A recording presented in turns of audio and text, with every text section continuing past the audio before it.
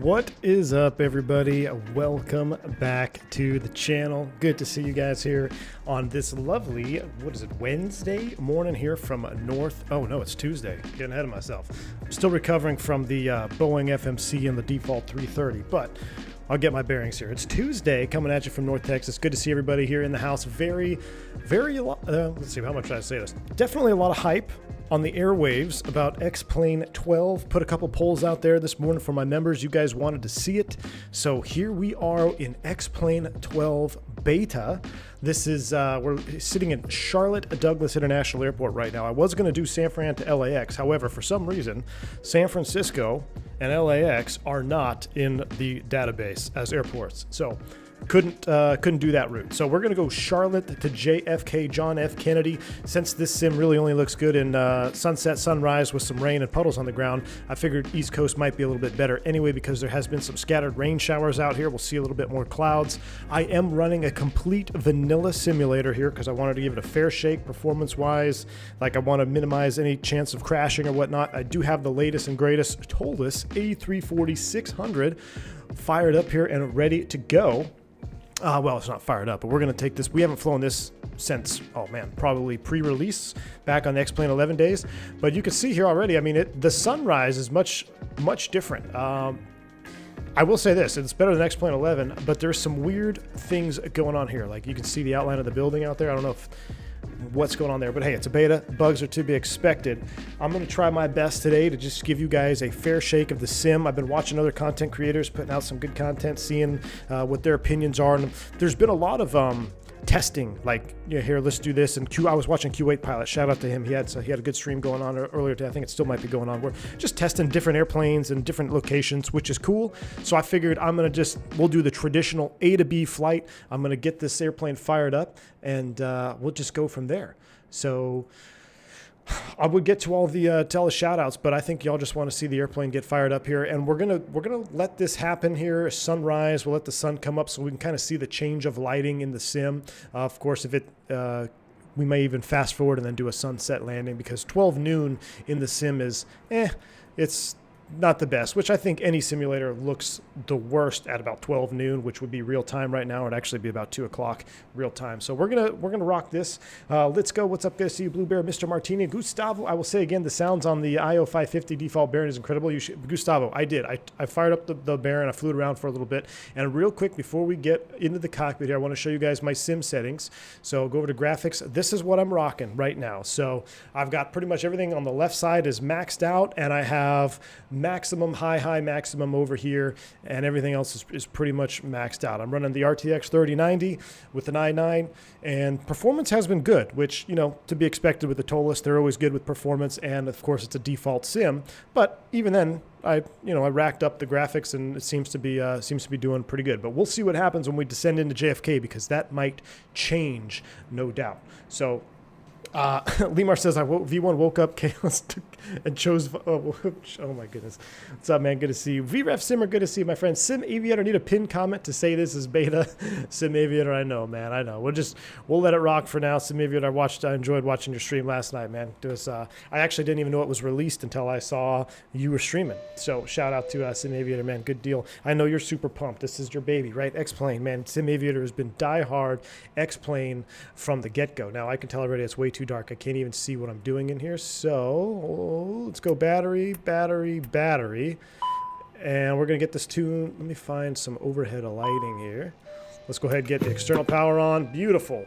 Airplane's coming to life. Couple new members. Welcome to Private Pilot, Hudson, and Eid Zoop. Good to see you. Thank you so much for joining the channel. Oh, you know what? I need to get Nightbot to tune in here as well. That's my mistake. I left Nightbot out. Let me pull him into the channel here. He should be joining momentarily with all your new membership situations. I'm gonna see if I can get the floodlights on here now. Where's the click spot? Armrest. Beautiful. Let's see if we can get the lighting up a little bit here so we can see what's going on. We'll get the floodlight on. We'll go ahead and do some storm light to bright. And that's test, so that's already in the bright position. That's good. Interesting. That looks like it's reversed, but maybe not. Didn't want to do that. PFD, ND, Map light, console light. Oh, foot warmer, that's nice. All right, we got some lights on.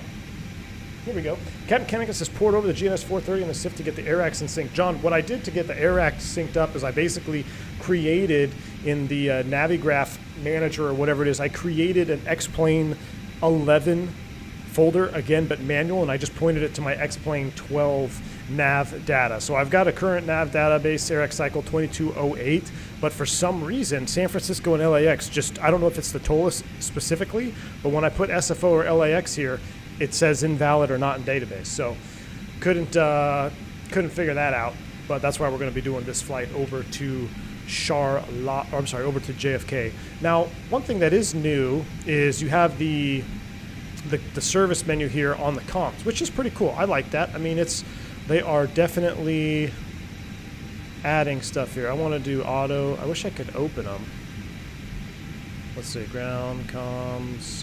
This is, I got external power and chocks connected. All right, what about cabin crew? Won't let me open them manually. Interesting, because you can see they closed up all the doors. Let's go over here and let's just, nope, didn't even do that. Let's open that, and let's just keep 1L open. That's fine with me. That's fine with me right there. We got 1L open. Let's continue with our flow. Crew supply oxygen come on. Very similar to the old school, or to the narrow-body Airbus anyway. We still have our fault lights here in the Jip Whiz. That's normal. Let's go all the way up to our ADIRs. On bat, 1, 2, and 3. This should extinguish up here. We'll make sure it extinguishes. Again, this signifies that the ADIRs can revert to battery power, which they do. Beautiful. Roberto, what's going on, man? Good to see you, my friend. Good to see you. Mr. Roberto is in the house, the owner of Throttletek, which we are going to be sporting the Throttletek today, guys. I do have my Throttletek set up. I know this is a 2-engine configuration, but I've got it set up for the 340 to it's more fun, in my opinion, to have actual levers than run maybe my Bravo or something with 4 levers. But just, you can, if you have the Throttletek, hey, I can attest that it works just fine in the 340 as well. You just got to bind your thrust levers to a little bit differently. All right, continuing on here, we're going to go auto in this position here. Nav is on. We can arm the no smoking, or I should put it into auto. We'll arm the emergency exit lights. This is in auto. Everything else looks good up top here. We'll leave our fuel tank pumps off. Do a quick little test here. What does attitude do? That recover, basically, you can do an attitude mode. So you could essentially recover attitude mode in the aircraft depending on a reversion or a failure that you might have. In normal operations, we stay away from attitude mode. So you'd really only put the ADIR into attitude mode as directed by maybe a comm procedure or the ECAM. It really has to do with a degradation or a failure of one of your ADIRS units. So let's continue with our overhead panel scan here, make sure everything else is out. Airbus, you know, Airbus is an Airbus, pretty simple up top, lights out configuration. Let's come back here to the wing views. We'll see the sun is rising. So I'm not trying to be super technique specific today with this flight because I kind of want to show the lighting off too and the new reflections and all that. And you can see there's definitely some work to be done. That looks like it's reflecting off those buildings, but it looks a hell of a lot different than 11, I'll give it that.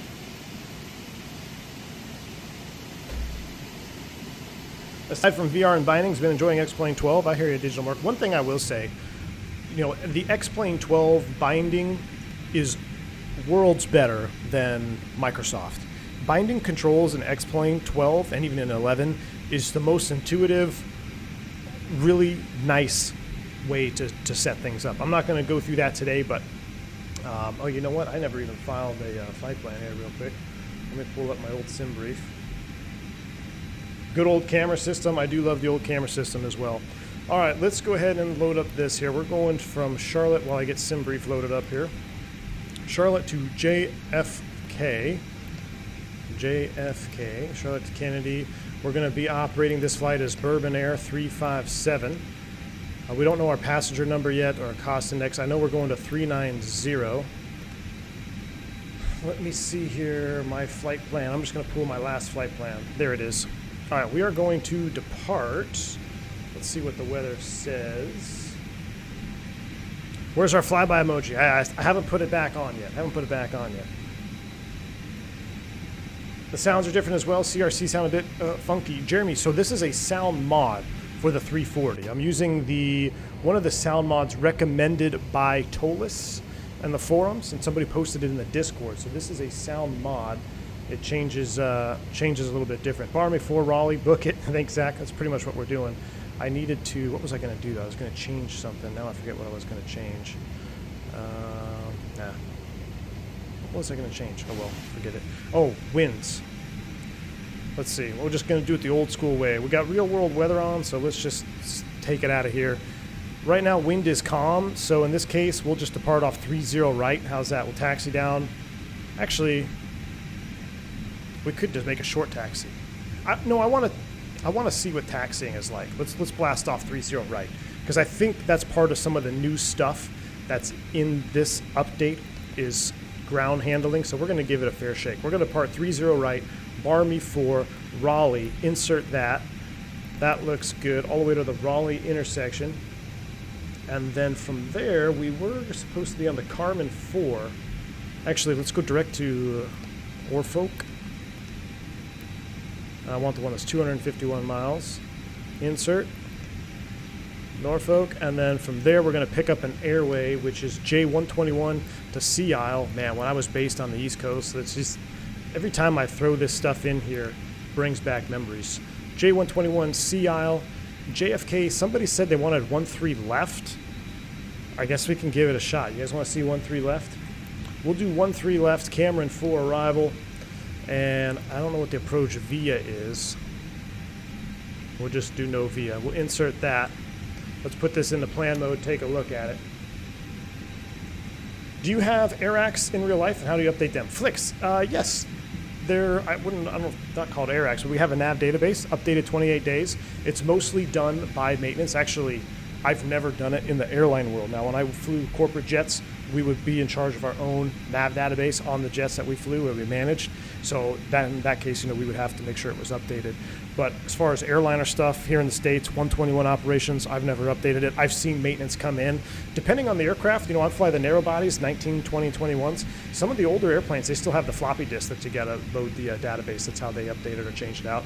Some of the newer ones, I believe, are USB. So we don't mess with it as far as being in the airline world, but yes, absolutely. We do have databases, and they do have to be updated, just like you guys here in the sim. All right, there's our route of flight. That actually looks pretty good. Might be a little bit spicy. 13 left. I don't have any charts to overlap. I didn't get Navigraph installed, so it is what it is. The Canarsie visual. All right, let's continue with the little programming situation here. So that is good. Nothing to RadNav. Secondary, let's do a quick return here. Charlotte to Charlotte. I guess we should turn failures on, should we? Nah, let's just do no failures on this one. Charlotte to Charlotte. Secondary, if we have to come back around, we'll probably be, we'll be underweight. We're going to be pretty light for this one. ILS 36 right, secondary perf, arrow right. I do love how snappy the McDo is on the 340 here. So much quicker than the narrow bodies. I'm just going to put 200 in the DH. We said the wind was 0 for 0. We'll just call it wind calm, 0 for 0. Temperature, we get that off the ECAM. Most up to date is 28C. And I do need to get a baro. Baro is 30-3. 3003 is set. Secondary is done. Nothing to hard tune. Progress page. Let's put Charlotte 30 right in the box here. What?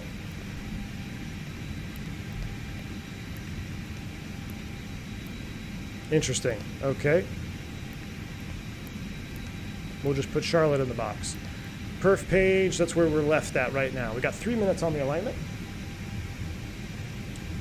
You want me to do 13 left, RNAV Zulu 13 left, Gustavo? Let me load that in. Let me see if I can load that in here. You guys want to see the old school one, so let me see if I've got the RNAV. RNAV Zulu 13 left. It's 13 right, 13 left, Zulu Cameron 4. You guys like that better? Let's take a look at it. Plan mode. Ooh, look, we can pop it out. I do miss these subtle little features. I really do miss. Let me move my McDo over here to the normal side. Hit the airport page, brings you right to the bottom of your flight plan. That's one trick that some guys don't know, but it's very helpful. Let's say you have a really long flight plan. Say you're doing a wide body flight like we are here, but we're actually going to go really long distance. The flight plan key will always bring you to the top of your flight plan. If you hit the airport key, it'll bring you right to the bottom of your flight plan. That way you don't have to step through 30 different pages if you have a really long flight plan. But that looks good. That's the RNAV Zulu. Put constraints on there. We can take a look at it. That looks spicy. That should be fun with the with this bird here. What did we say? 303 is set. So flight plan looks good. Perf data is where we're left off. And actually, before we do that, we got to do a init-B and finish the initialization. So let's load up the airplane here. Let's get our ISCS.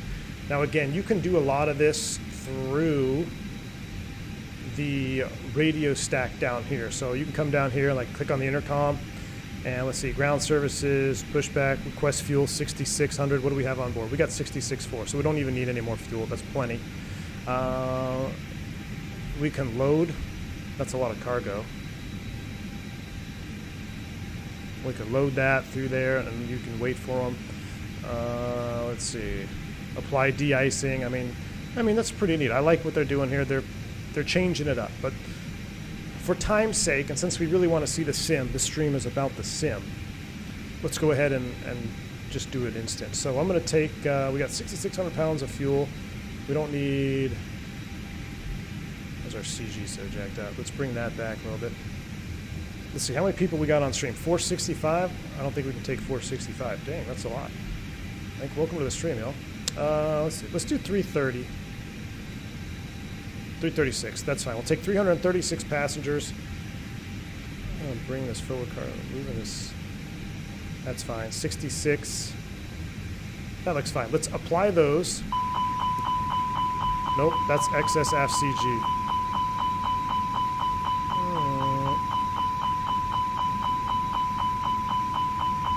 Rip. Alright. Let's not do that. Let's bring it back.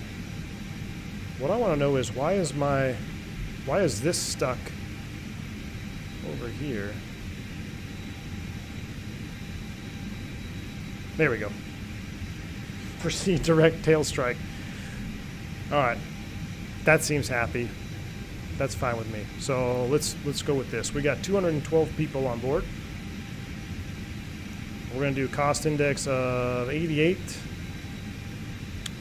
Tropopause today is 4250.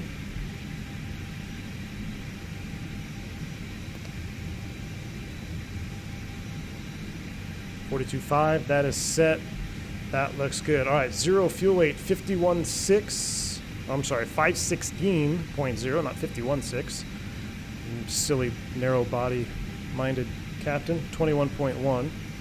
Much larger numbers we're dealing with here of the mid-B. Fuel is 66.4. I mean, that's basically nothing, but that's more than a 321 could take full tanks. That's crazy. All right, that's loading up. How's the X-Plane 12 Kool-Aid? I'm not drinking it, my friend. I'm not drinking it. Not yet, anyway. All right, we're going to do flaps 3 as always. Toga, 41, 41, 48. 141, 141, 148. Done. Flaps 3. We do set this because this will auto trim after engine start, which is up 0.0, so that's pretty good. 0.0. And no flex, so no takeoff shift. We're going full length, 3.6 right. Hey, that looks good. We're just about ready to go. Let's go ahead and put this back into arc mode. Let's come up here. Let's get all 427 fuel tank pumps on. And we'll fire up the APU. We'll take a listen as well because I believe the APU sound is different. You gotta admit, it's nice to be back in the Toliss. It is. It is nice to be back in the Toliss. Seatbelt sign is on. Auto. Let's go ahead and start you. Oh, you can see the sun is rising. Let's see if we can take a listen to this.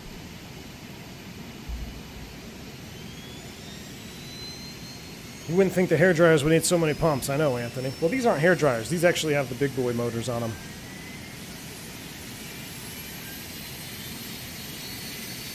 So default airport, default scenery.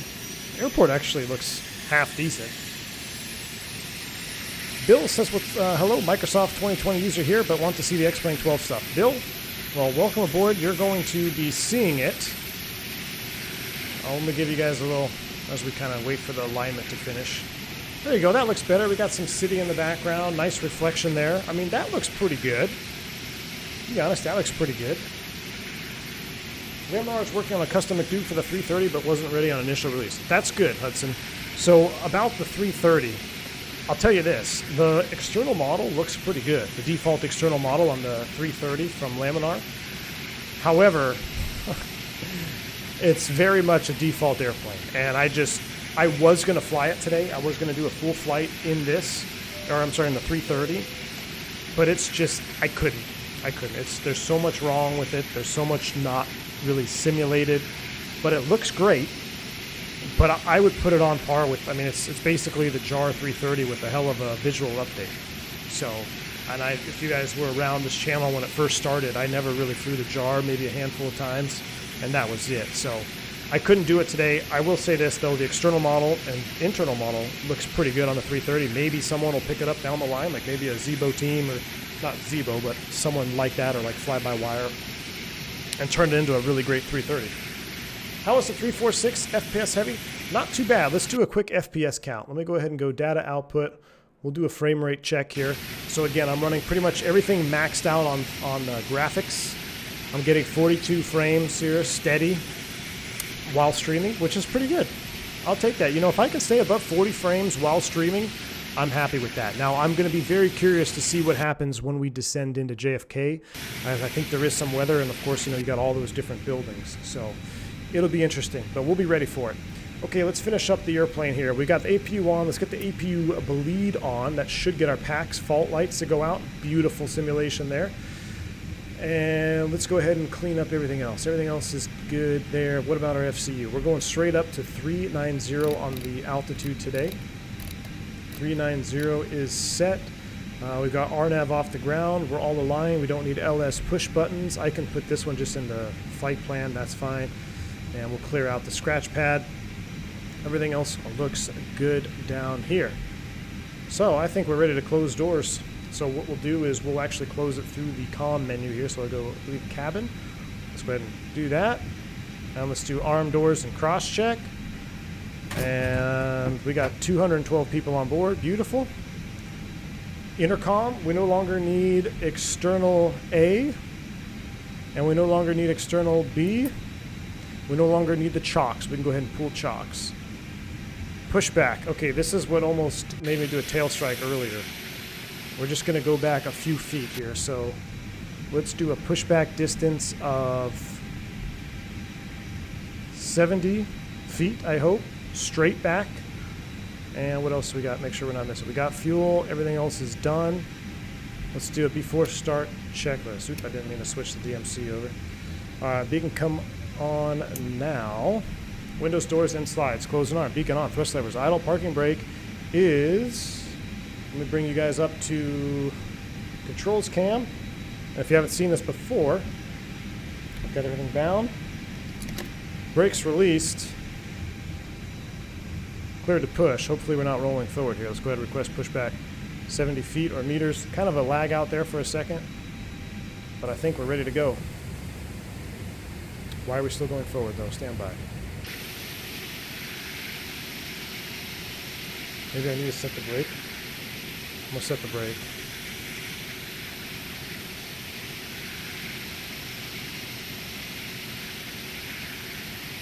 Alright, brakes released.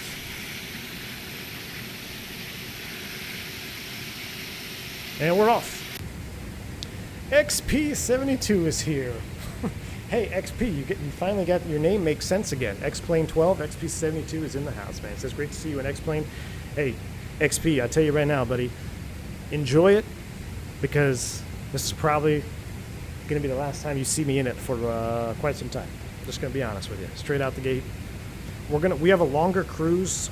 That's when we're going to get full into my opinion on what I think about it. Like I said, everyone has their own opinions.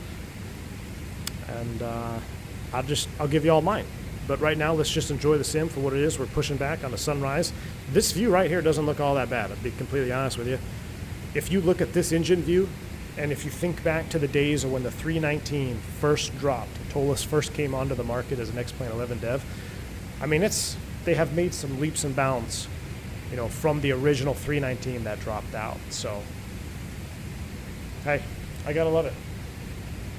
Alex Crawford, I'm sorry I missed that alert sound there. My Streamlabs is acting up, and I missed some of the alert box sounds. And that's why, because it was muted again. I don't know why it keeps doing that. I'm sorry I missed your super chat there, my friend. Thank you for the $5. He says, AV1, I took your advice with the Shepherd Air IFR written prep, passed with an 80%. Thank you so much for getting me out of that rut. It helped a lot. Alex Crawford, hey, I'm very happy to hear that, my friend. Congratulations on passing that check route or that written test. That is a pain to get through. That's very awesome, though, that you got through it with an 80. Congratulations, sir.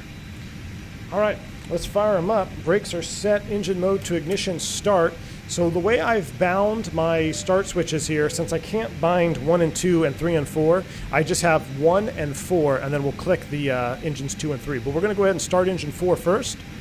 We'll start engine 4. We'll take a listen.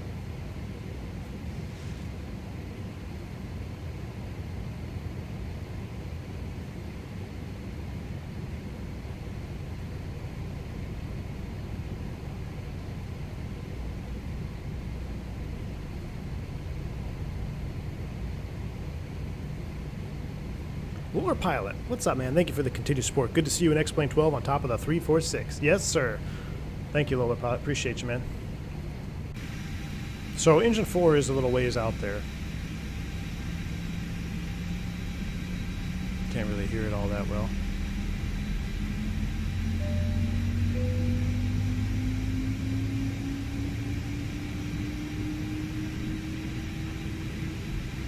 And we'll go ahead and turn 3. We'll do 3 and 2.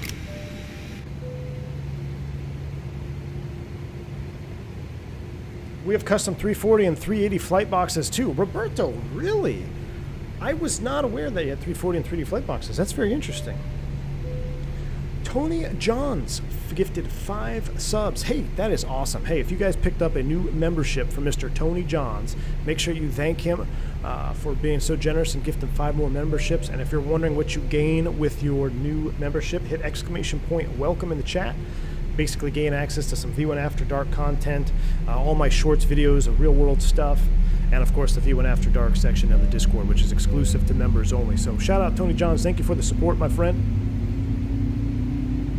I'm glad you guys are enjoying the content. Let's go ahead and bump those likes up. Huh? We got 100 likes. Let's do 656. We got 600 watching. Can we get, if we can get, half that many. If we can get 300 likes before takeoff, I will do a packs off Toga takeoff. But if we don't get 300 likes before takeoff, I'm just going to do packs on. And if we don't even hit 300, I'm just going to do a flex takeoff, which is going to be not as fun. So we got one more to go. Let's go ahead and turn 1. We'll monitor the startup from this one here on the inside. The sounds on this one, do I have any mods in chat? Somebody posted in the Discord. While you guys monitor the start, stand by. I will get a link for you because this is not the default sound. There's an edit to it, and I'm gonna get it for you right now. Stand by. It's a free download off the org store, and it was, if I can find it.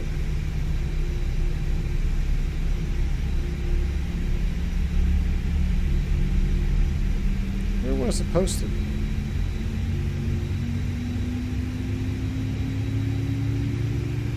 I swear somebody posted it in the chat about sounds.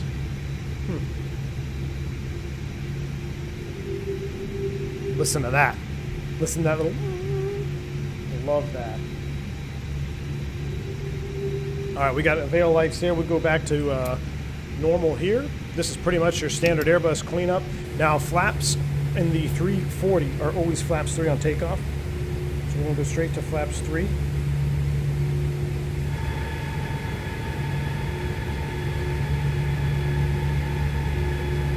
Oh man, we're not even at 300 likes. Looks like we're going to have to do a flex takeoff. Uh-oh.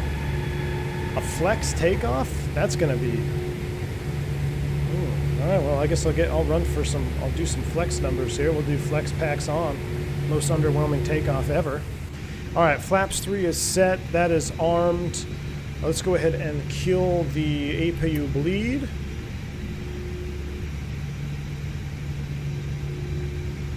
And I'm trying to remember. I think we killed the APU on this as well, right? That's off. Our trim should be auto set basically 0, right? Why does it say 3.9 up? It should be 0. Which seems off.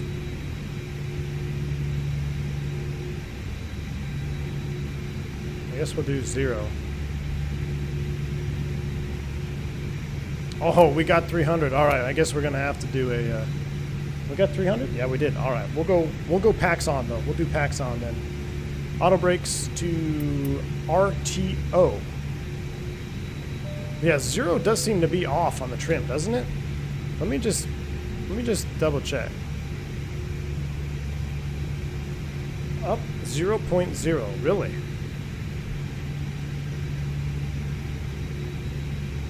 That's so strange. I mean, if we run out of runway, run out of runway, huh?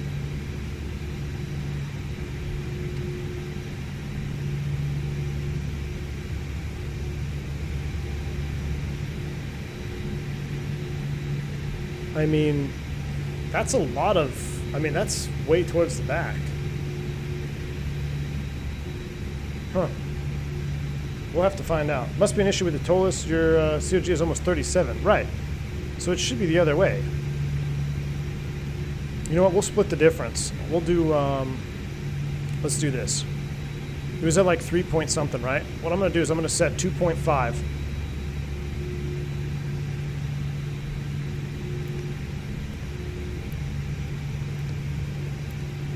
We're going to split the difference. All right, brakes off. Taxi light to the taxi position. And, oh, you know what? I keep bumping. We got to unbind that. Hold on. Real quick. I have a binding here in my hardware on the Bravo throttle quadrant for my 340. I want this to do nothing because sometimes I bump my trim wheel and you don't want to be doing that. So do nothing and do nothing on this one here for my 340. So that's the number one thing I notice if you guys start finding funky behavior in any sim, and this is just a good tip, in any sim, if you have funky behavior, you might have some conflicting binding going on. So nose to taxi, that is set. Let's go ahead and put our camera to taxi mode. And here we go. Oh, wow, that does sound nice. Anywhere in the green, you should take off. That is true for the narrow body. The 340, you should take off, but might be a little bit spicy.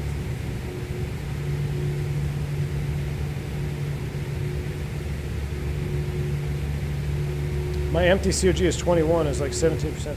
So Gustavo, you gotta speak to me in simple narrow body Airbus pilot terms. So what numbers do you think I should put in there? I'm running 2. I'm kind of splitting the difference between what it had, because I think it auto trimmed to 3.4.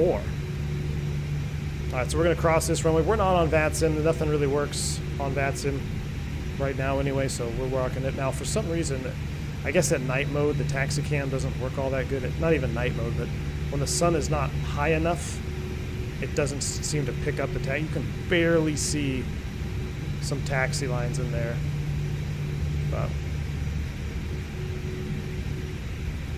We'll go ahead and we'll go all the way to 3-0 right. Now this feels like pretty realistic ground handling. You know, we're pretty light for a 340. I got the power at idle, and we're still rolling comfortably here at about 16 knots.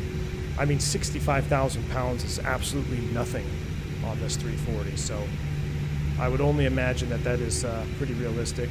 We gotta make sure we don't cut the corner here a little bit, swing her nice and wide, crank her over. I must say, having the tiller,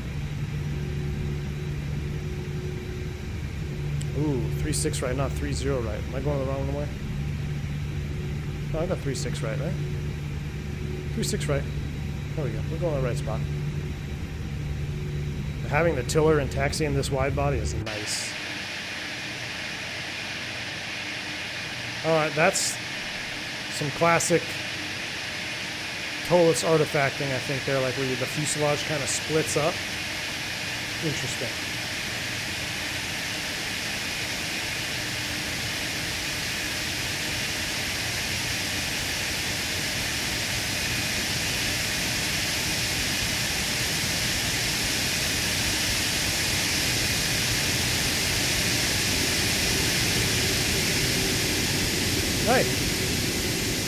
I missed that flyby cam. Whoa. Whoa, whoa, whoa, whoa. Get back over here. We're probably dragging the wheel in the dirt. Yeah, we are, basically. I have not been very good with my taxiing procedures in this airplane. Southwest exit now. Southwest will be doing about 40 knots there. Just got my first paycheck as a cabin crew member, so I thought I'd give a little back. Always love your streams, B1. Pavlonius, thank you for the $5 dono, man. Bank can go check right back at you. He says, just got my first paycheck as cabin crew. That's awesome. Well, that's very awesome. Appreciate that, man. Glad you're enjoying it and got your first paycheck as cabin crew. Good deal, man. Awesome. I love hearing success stories like that. It's great. Iron Man, thank you for the continued support, man. He says, hello, Captain, beautiful board. What's going up, Iron Man? Good to see you, man.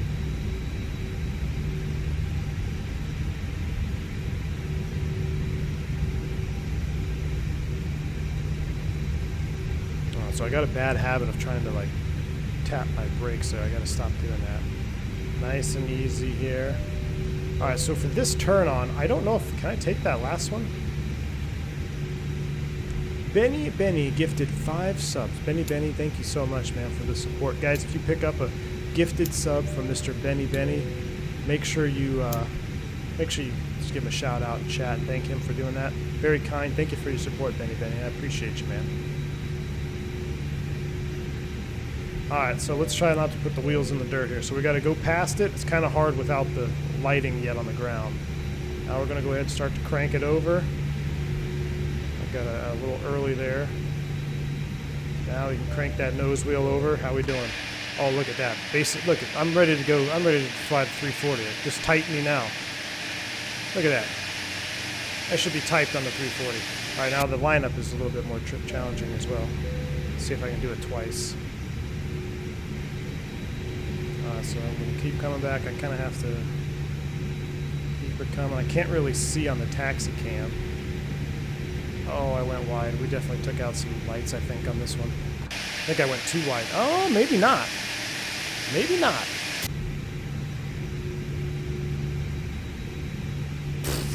Just tighten me now. Swiss Air, you guys hiring? Because, oh my gosh. I'm typed. Consider myself typed on the 340. Okay, how we doing? We got 300 likes. Let's go ahead and bump those up. Those are rookie numbers. Let's bump those numbers up. I'm going to put the camera back to off mode, rearm the spoil brakes, and let's do a takeoff config check. I keep hitting. I must have another binding somewhere because I must have another binding somewhere. All right, that is set. TCAS should not be on standby mode. Let's go above, TARA on, lights are on. Brad Swag 650 with a $20 super chat, man. Thank you so much. Great to catch a live stream. Thanks for this content. Thank you, Brad Swag. I hope you guys enjoy this takeoff. Let's go ahead and spool them up 50. Yoga's in chat. Full Toga takeoff here. We're doing packs on because you guys didn't get me to 400 likes.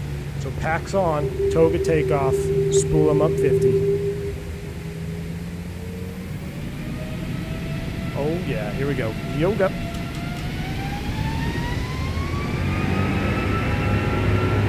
Oh baby.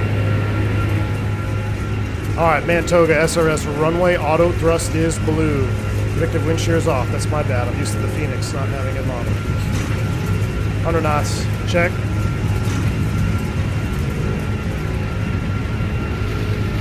V1. Rotate nice and easy. Positive rate. Gear up. Fly by. Watch your ears.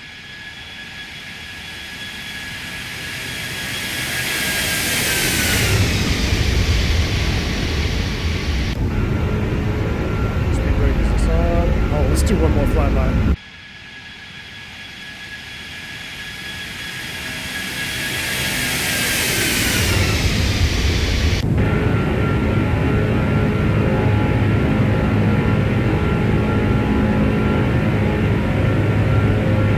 I know we're supposed to be on a nav, but that's just too cool with the sun right there, because we're just doing our own thing right now. Let's do a thrust reduction from window view. Oh, baby. Okay. I gotta say, I'm gonna just redirect us here. Check gross weight. Yeah, we messed something up. Insert. In the right turn. Nav in.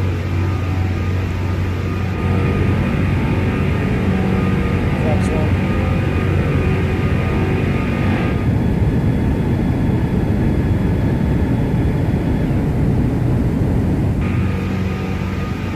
Lower that nose a little bit.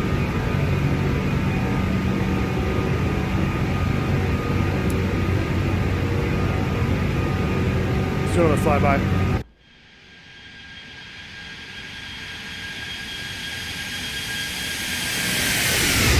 So I don't know if that's a livery thing or not. I didn't set that in the FMC, or do. Should have had 18,000 as the standard. But that fuselage that you see like the parts on it. I don't know what's up with that. Now let's go flaps 0. Have takeoff check. It's too warm. Ooh, we're getting into a little bit of rain. Not seeing much on the windshield yet. If I bring you inside, little window view here.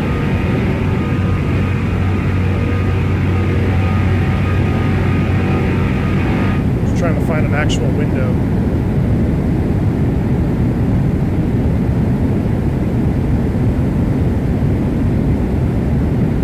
Not bad. Wow, we're way off of everything. We're speeding and doing all kinds of things. Let's just go ahead and go heading. Bring you back around. Re-nav there. Alright, open climb nav up to 390. A little bit of speeding. There's a breakout. Where's XP72's view? He likes the GoPro view. Deem this the XP72 view right here. Now remember, this is pretty much everything maxed out on graphics.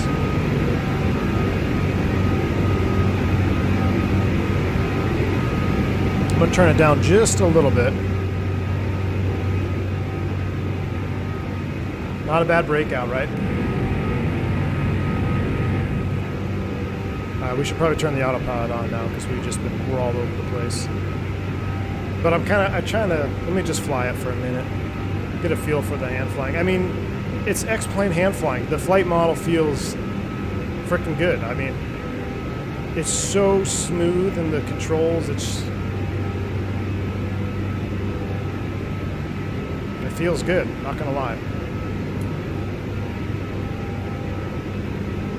This sound pack, I'm gonna find it because you guys have to get this. This changes the default. This changes the airplane drastically for me. I'm actually gonna fly this probably a lot more just because of this sound pack. Let's do one more flyby. I'll find it. Once we get up to cruise, we're gonna talk about it. But see how the airplane, like, you could see all the pieces of it. I'm not sure if that's a livery thing or not. Let me go ahead and turn the lights off now that we're above 10,000 feet. We'll go ahead and kill that. We'll kill the wing lights as well.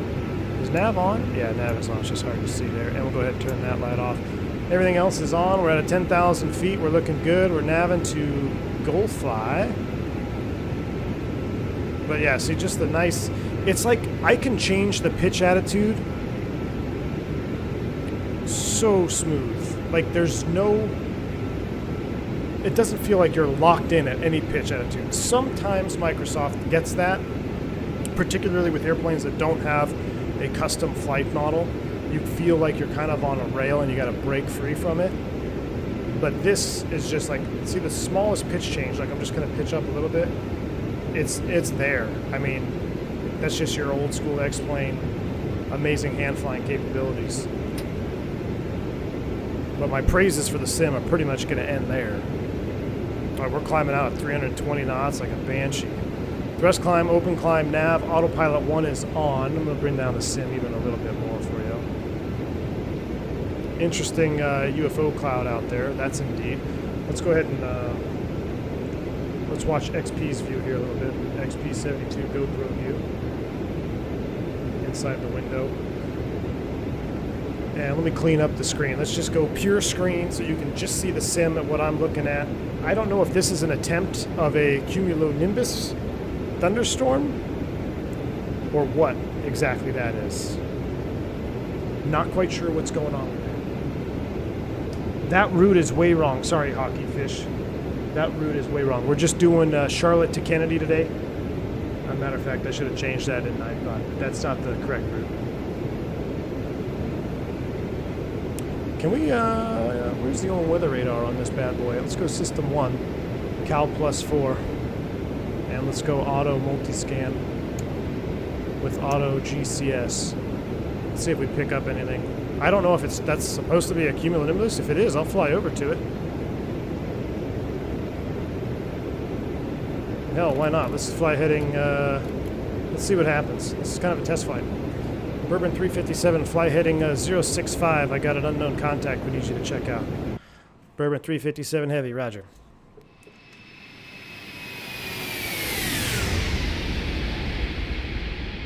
I mean, it's actually pretty ominous looking.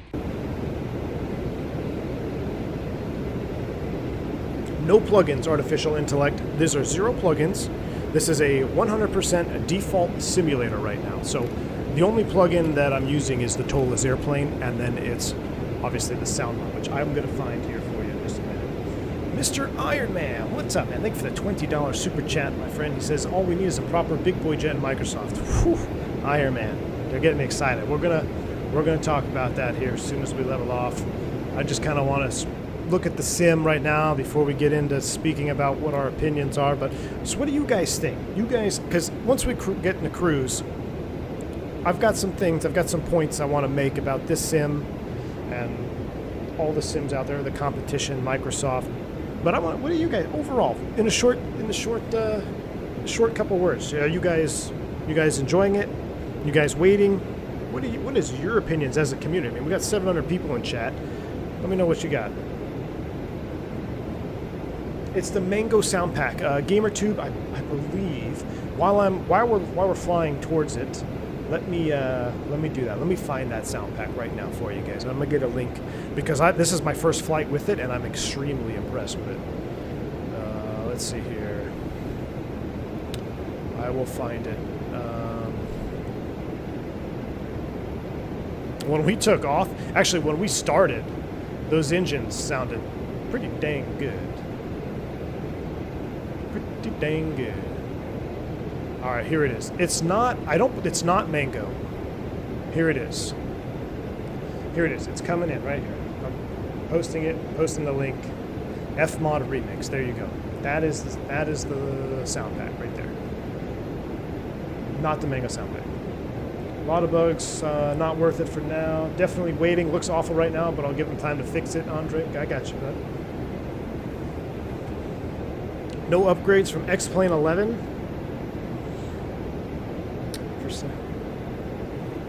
Yeah. Overfly, thanks for the subscribe, man. Appreciate you, dude. These jagged lines really get me. I'm happy Microsoft is, I don't have to deal with X-Planes anti-aliasing. Yeah. Cloud gods are not pleased. Matter of fact, we could just go direct to Raleigh. That'll pretty much put us on... Did our gross weight not update or something? I must have done something way wrong, but let's go ahead and go direct Raleigh right now. Insert that. That's pretty much where Open Climb nav. We're going to head right at those clouds. It looks similar as X-Plane. So this is my honestly, before we really talk about it, when I first saw the I think the first content creator I watched was Sim Aviator. Last night he was streaming it. I never ran enhanced skyscapes on X-Plane 11. But the first thing I saw was, oh, is he running, that's just 11 with enhanced skyscapes, and then I was looking at, oh no, he's in the new 330, and no, he's actually looking at new stuff. In my opinion, it looks like X-Plane 11 with enhanced skyscapes. I mean, enhanced skyscapes on X-Plane 11 really did change the sim. Now, I never ran it other than I tested with it a little bit. I had the beta. But, you know, kind of that, the clouds just kind of remind me of enhanced skyscapes on X-Plane 11. You could even wager to say maybe even a little bit of X-Enviro if you had a shader mod on top of it. Check gross weight appears to be an issue of some sort. Saw other streamers get it too. Okay, thank you. Good to know, man. On the fuel estimation page, there's an empty jettison gross weight. No, that's a jettison gross weight, Chaos. That's if we were doing a fuel dump, which we've done on the 340, which was a lot of fun. We did it on one of our streams. For a simulator with 24 hours release, awesome. Also, it's beta early access. There are a lot to improve. Pretty stable. Okay. I want to see more of the flight model. Peter, I'll tell you right now, as far as flight modeling, oh, that is a cumulonimbus. Hold the phone, guys. Hold the phone. Look at this. Oh, now that I look at that. There is a cell at 12 o'clock. Now, I don't know why it looks so jagged, and if you guys are thinking I'm messing with you, let's go ahead and double check my settings here. Graphics, maxed out, pretty much maximum cloud quality. We're already on maximum. So this is about as good as it gets. Now, I will say that's pretty cool that they got a cumulonimbus out there. Let's show off the X-Plane flight model with a barrel roll while dumping gas. Jeez. Can you fly with an Xbox controller? That I'm not sure, Ian. I'm not sure. I want to see more with regards to visuals and textures. Yeah, they look like build-ups, Mr. Martini. I mean, that is pretty neat. I'm gonna zoom it in here on the ND. You'll see the radar pop off again. So it's dead smack in our. Should we fly through it or should we deviate with an offset? Do we offset or do we deviate? You guys tell me. Sim on FPS Iron Man, it's been pretty good. Or, you know, I've been getting about 40 stable with my current settings of mostly maxed out. But keep in mind, I'm running a completely vanilla simulator right now. I don't have any add-ons other than the Toliss in it. So, everyone wants to say fly through it? All right, we're going to fly through it. Through it? Jeez, you guys are savages. All right, let's fly through it. What the hell? This is offset. So, if you wanted to do an offset, there's multiple ways, and let's go through this. We'll do a little bit of teaching here because I do like to teach on this channel. I'm an Airbus captain in real life. There's multiple ways you can go around this. Real world scenario here, more often than not, you're just going to go like this. Let's see, be on with like, who would be on? Washington Center or something. Request left deviation for weather. You go heading mode, 050-ish, pull heading, we could deviate left or right. You could go right. You could try to go through there. We're going to go right through the middle. Now, another option you could do, if you were on, let's say you were on a, if I can remember how to do it, offset. If you're on a not an airway, what am I trying to say? A waters route or a transcon route, which you would be, or a transatlantic route rather. Maybe you're on a track route. You have to offset specifically. You could do a left. The formatting down here is kind of weird. Left 15. So look, so you can put left 15, and now you could offset, and you could fly an offset of your course. Now, in the real airplane, you'd have a rejoin point where you would actually have it rejoin.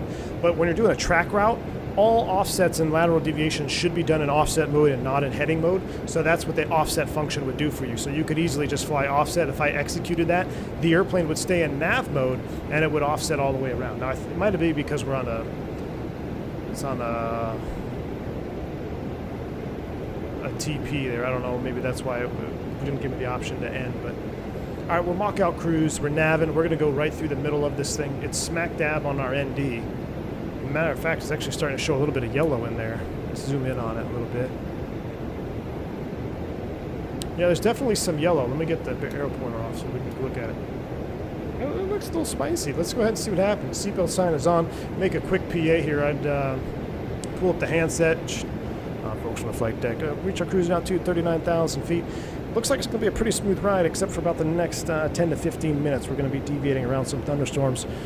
Well, rather, we're not going to be deviating because the chat is pretty savage. We're going to fly right through the middle of this thunderstorm at 39,000 feet, so the seatbelt sign is going to remain on. Flight attendants, please take your seats. Thank you. So, we're good. We're going to go right through the middle of this bad boy. As far as icing is concerned, we're in cruise flight, and it's colder than minus 50 on the SAT, so theoretically, anti-ice is not required because it is too cold. Now, I actually saw a little bit of lightning down there. That's interesting. This ought to be spicy. Let's go ahead and go right through the middle. By the way, a good 2 years and counting with a good instructor, Blue Skies V1. Niels, 29 months, man. That's insane. Thank you so much, man, for your continued support. I appreciate you, man. Thank you so much, dude. Hope you continue to enjoy the content. All right, let's see what happens here. I mean, this is a straight up cell. how do we want to view this? I kind of want to scoot back a little bit. This is kind of scary. Now, it looks better as we get closer. It looked pretty terrible from quite a ways away.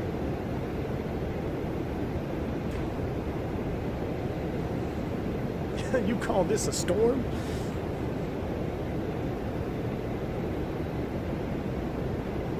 Same old lightning from, what, 9? X-Plane 9, 10, 11?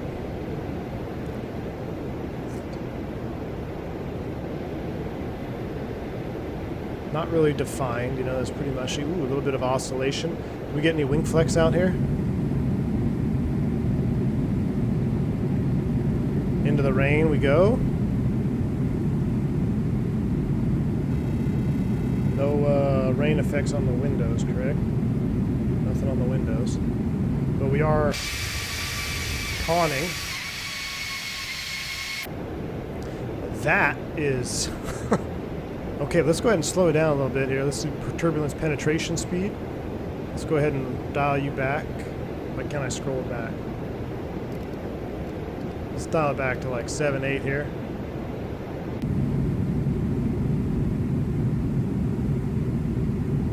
In real life, we would be getting the absolute snot kicked out of us. In fact, at 39,000 feet, going right through the middle of this sucker, I don't know how you'd be coming out on the other side. You would be beat up, that's for sure. It wasn't red, so I think you could make it through, but you're not going to find me doing it, that's for sure. Okay, here comes a breakout. Here comes a breakout. Not a bad breakout. Not bad. All right, let's go ahead and remanage the speed. That was the smoothest cumulonimbus at 39,000 feet I think I've ever experienced in my career. Seatbelt sign is off. We'll let them roam. We're going to speed up to our managed cruise speed now. And now we can just sit back, relax, and enjoy the show. Let's do an outside view. Let me turn the sim down here.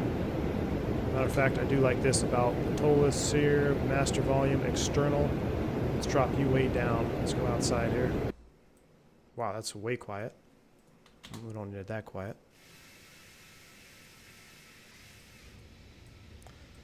Well, there we are.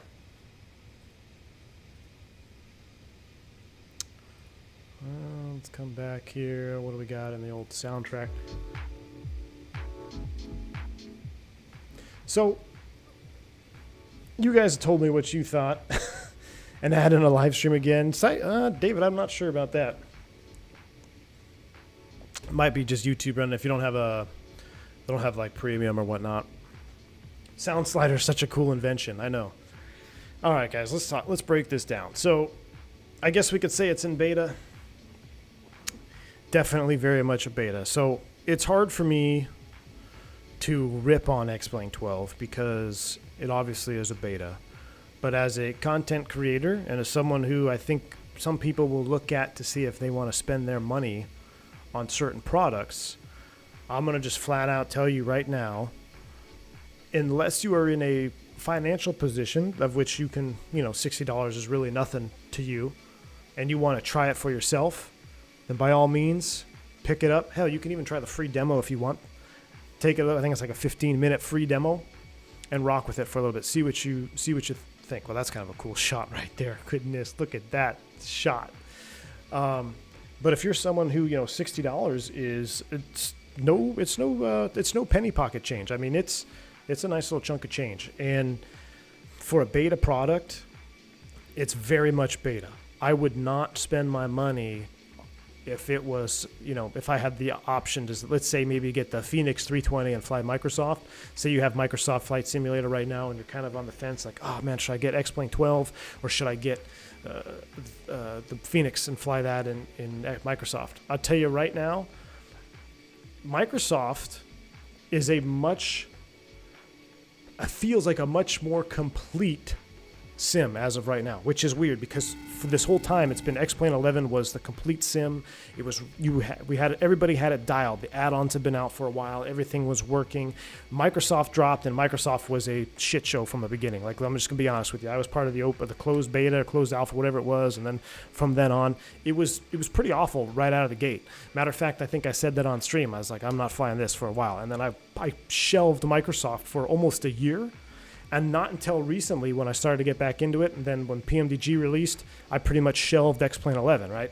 So now the cycle is repeating. Now we've got X-Plane 12 beta dropping, and it is, in my opinion, just not, it's not there. Like it's very much a beta. If you want to experience it as a beta, knock yourself out. It has a free demo. I would highly, highly encourage you doing the free demo period first, because you might see some things, see how it runs on your rig, see what the situation is with your own PC. Because yeah, I've got stuff maxed out, but I have a pretty beefy PC. I definitely by no means have a NASA PC, but I got a pretty strong rig. I got a 3090, I got an older i9, I got a lot of RAM. So do the demo, see how it runs on your rig. Mr. Pitbull, thank you for the $20 super chat, sir. Appreciate you, man. Now, what also gets me is I see John Cobb talking about Flight Factor X-Plane 12 $20 upgrade. Are you kidding me? Is it out right now? Do not. I'm going to just tell you right now. Unless you are a pure X-Plane fan, maybe you don't want to fly Microsoft, that's fine. These like $20 upcharges for airplanes that haven't even been complete on X-Plane 11, like the Flight Factor 320, no, I'm not. There's no way. Not going to do that. Now I know even Toliss is going to be doing some upcharging for getting it to work in the new sim. I get it. You know, it's business is business. You have to look at a business standpoint too. Obviously, as consumers, you know, I just want a free upgrade. But unfortunately, that's not how the world works. Some of these companies, I mean, they need cash flow. And I think maybe even this beta might even be a cash flow grab for Laminar Research. Because in my opinion, it's just not, it's obviously not ready to be a sim, but that's why it's a beta. So I don't want to harp on it saying it's not ready, because it is a beta. You're paying to be a tester. But from what I've seen so far, no, dudes. I mean, look at these clouds. Like, you would be better off if you have X-Plane 11 right now, working with all your Orbix sceneries, your ortho. Maybe you have a rig that's running X-Enviro, or you have enhanced skyscapes. A lot of people love enhanced skyscapes. I wasn't too much of a fan of enhanced skyscapes, but that was just my personal opinion. But if you have enhanced skyscapes running, you're going to be happier in X-Plane 11 with all your current stuff that's working than jumping into this beta version and getting rid of 11. Like, it's not there. I don't know what the future is going to look like for X-Plane 12. I know they want to go on the professional flight modeling aspect of it, which, hey, I mean, if that's what they see as the best course for the company, then that's obviously what they're going to do. But from a visual standpoint, I mean, just look at this. I feel like I'm in X-Plane 11 with like X-Enviro on low. I mean, it looks like I'm on X-Enviro low, as low as X-Enviro can go on X-Plane 11. That's what I feel like I'm flying in. Mashed potatoes, exactly. Enhanced skyscapes looks better in a lot of ways. You could even say that. I agree with you, Slam. No, I do like seeing heavy jets, but here's the thing. Heavy jets are also coming to Microsoft, right? We've got the 310, I believe it's 310 or 300 coming out first. That's coming. There's a DC-10 in the works. Airplanes will come to Microsoft. X-Enviro looks better on low, says Christian. So, you know, that's kind of my opinion on it so far. I do not think it is worth $60 at all. Do not think it's worth $60 at all.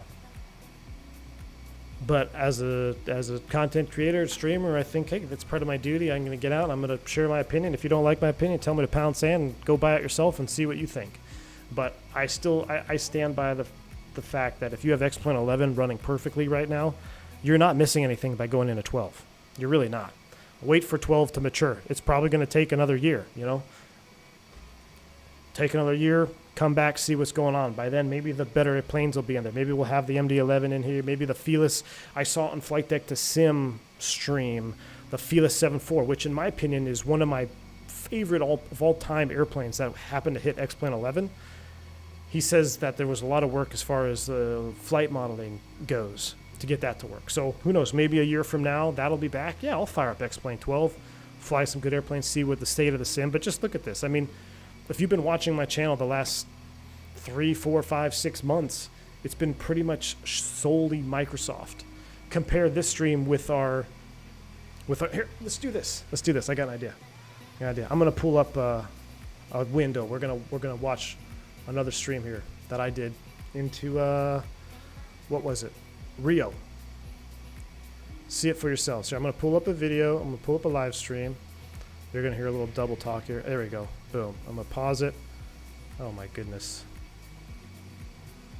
All right, we're going to rewind it, and let me add a overlay so you could see this here.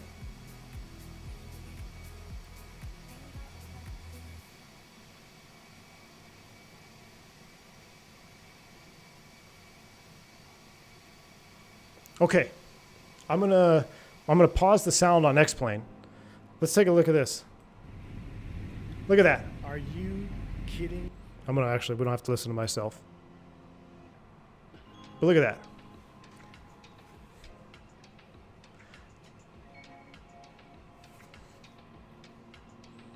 I mean, that was just the other day in the Phoenix on a replay. That's why we got all the eCams up. Andre says, I hate bashing on X-Plane because I loved X-Plane 11, but Laminar needs to work on this. Yeah, Andre, and it's, look, I'm not here to bash. I'm here to just give you an honest opinion. I'm going to call a spade, and right now, X-Plane 12 is not worth $60. The beta or not. I think it was rushed out. I think they would have been better off just holding it, getting it nice and clean, getting everything dialed in for another 6 months, and then release it. To me, it looks like we're at the mercy of the modding community once again to make X-Plane look halfway decent. Slam. Another excellent point from Slam Cannon, saying that X-Plane 11 looked great when you had all these other mods, which, if that's the path you want to take, whether it be maybe your system can't run Microsoft or you have all this money invested into X-Plane 11 and you have we got all these extra mods to make it look great, that's probably what you're going to have to do again for X-Plane 12. And for me, personally, even as a real-world pilot, flight model is a big deal, but it's not gonna draw me into 12 just for flight model. Now, I will say this: when we do some check ride preparation streams and stuff, you're going to see me in the Toliss probably until we get Sim Update 10 and CFD flight dynamics in Microsoft. But what happens? What happens when Microsoft? Hold on, let me, so I can see this here. I gotta bring up my X-Plane. So what happens when Microsoft updates their flight model significantly and we have comparable flight models? You know, then what's gonna happen? Like, is anybody gonna fly 12? I don't know, man. $60 mod, $60 mod, instability. Exactly. And there's another great point from Team Vodka. Once we start going down this path of adding mods and plugin after plugin after plugin, what happens? Crash the desktop, incompatibility errors, all this kind of crap. I don't know. It's just, to me, I'm not happy with it. Not happy with it. To me, not having instant weather reloads all the time is enough for me. There you go, Bill. That's a big one. That's a big one. You know, not having the weather reload. Oh, the sun looks like a light bulb. Oh, hold on. I think my stream over here is like jacked up. There you go. I mean, and this isn't even. Hold on. Let me. I'm really taxing my internet right now. Look at that. I mean, you can say what you want about flight models. How many of you in chat right now are going to go do VMC demos, going to go do a V1 cut, single engine, hand flow, and ILS approach? If you are in that category, then you're probably going to go to X-Plane 12 and you really don't give a shit what it looks like because you're doing it for actual real world training or training purposes. If you're a simmer, just wants to have fun and be immersed in the sim, we're getting ready to see the shot right here. Look at this. Look at that wing view right there. That's sunrise, by the way. That's a sunrise in Rio de Janeiro, landing on, I can't remember the runway number, but on the right side there in Rio. Like, if you just want to be immersed in the sim, Microsoft is by a landslide. Even if the CFD 172 is not up to XPC 172, add it to tooling for developers to play with the model. X-Plane is on general. X-Plane is on, in general, decades ahead. And Gustavo, and that's, you know, look, you're a real world pilot, and I know there's others in there, other real world pilots as well. Let me go ahead and kill this. If you're using a sim for real world recurrent training, I will be the first to tell you, get in X-Plane 11 or get in X-Plane 12, because there is no doubt that the flight model is there. It's here. And even I was talking about it on departure when we were taking off. Flight models here, X-Plane 12, boom. There's no denying it that it is superior. But unless you're doing that, for me, I want to be immersed in the simulator experience. God, that 340 does look sexy though, doesn't it? That 340 looks good. The immersion factor is just, I don't know what's going on. I don't know what that is. Source for Dave, what's up, man? Says X-Plane has more retro jets for the moment, and that's what I'm interested in. Having said that, though, I'll be waiting for 12 is out of beta. Source for Dave, great point, and that's kind of how I feel too. I really want to fly the Felis, the 727. Huge deal for me. I would love to fly the 7.2. But if I had X-Plane 11 still installed, I officially uninstalled X-Plane 11 yesterday. I still have some of my orthos, and I still have some old aircraft and stuff in case I want to try it. But I'm going to stick with the kind of the same mentality that I have with Microsoft. I want to keep my sim as vanilla as I can, minimal mod use to keep it stable. I mean, I think we've been flying on Microsoft Flight Simulator for a better part of a year almost exclusively, and I think I've had one crash. I think I had one crash to desktop the first flight I did in the BAE 146 with my new GPU, and that's because I didn't have any drivers. So the method of not adding a bunch of plugins to keep stability up there is huge, and that's what I'm going to try to do with X-Plane 12. And I think it may get there. It may get there. Look at that sun. That's beautiful. That right there, folks, is beautiful. But yeah, and Cam, like I said, as Cam saying, we've got to remember that this is only day 2, and you're absolutely right. Absolutely right. It's day 2. But I'm scared for what day 30, day 60, day 365 is going to look like. Look at this. What is this? What is this? Looks like my monitor is dying.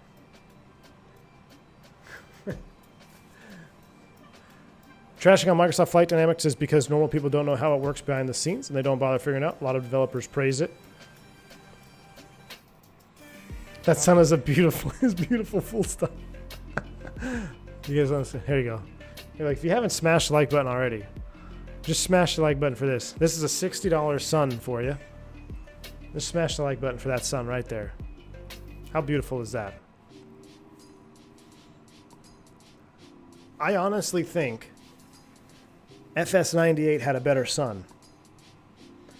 Somebody pull up a screenshot of like FS98 sun.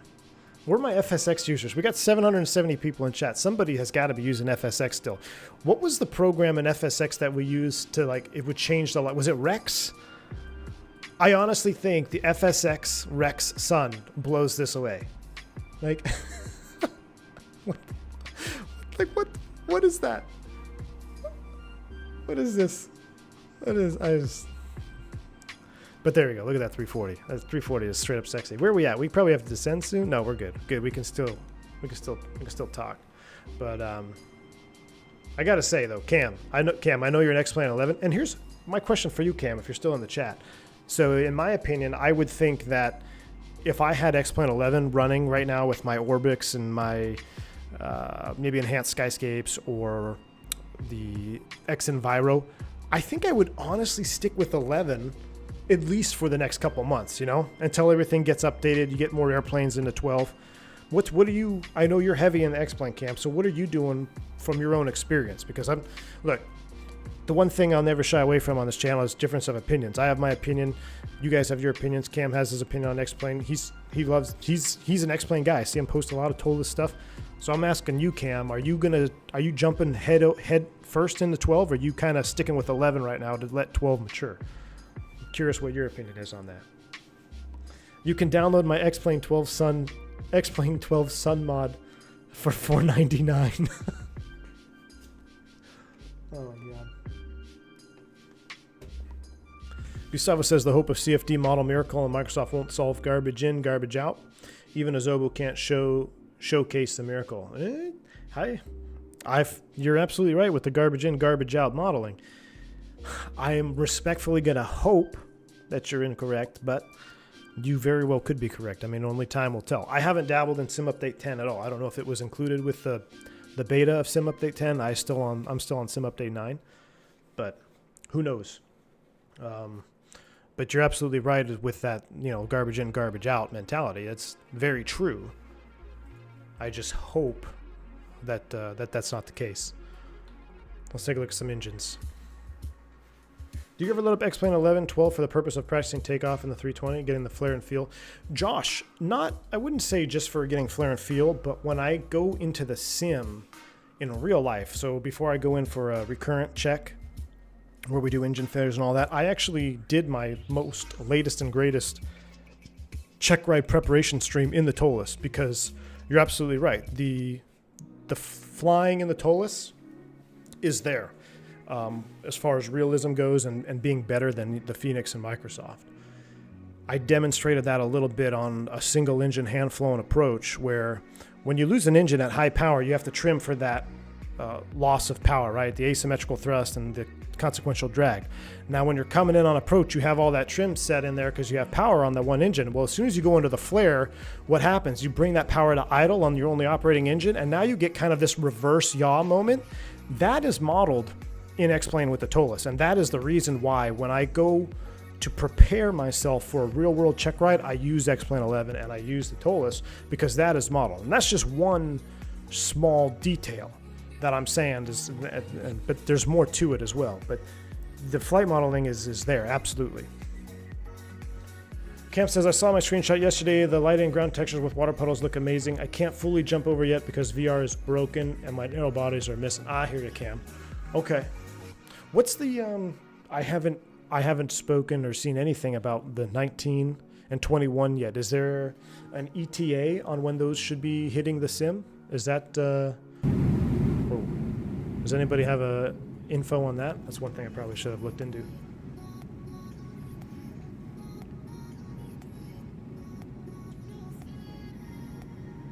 Colby says, now having X-Plane 12, it can create healthy competition and make both Microsoft and X-Plane better. Competition is good. You're absolutely right, Colby, excuse me. Chaos says he posted a picture of FS 2020 Sun. Let me take a look at it. Did you just post it in the screenshots? Let me look. I'm gonna pull it up here.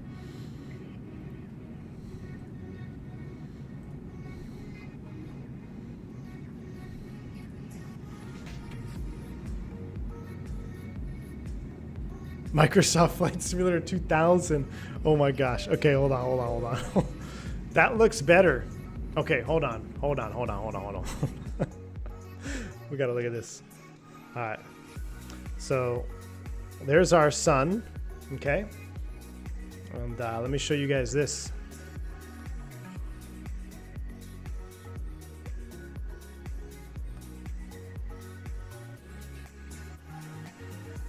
There is FS 2000.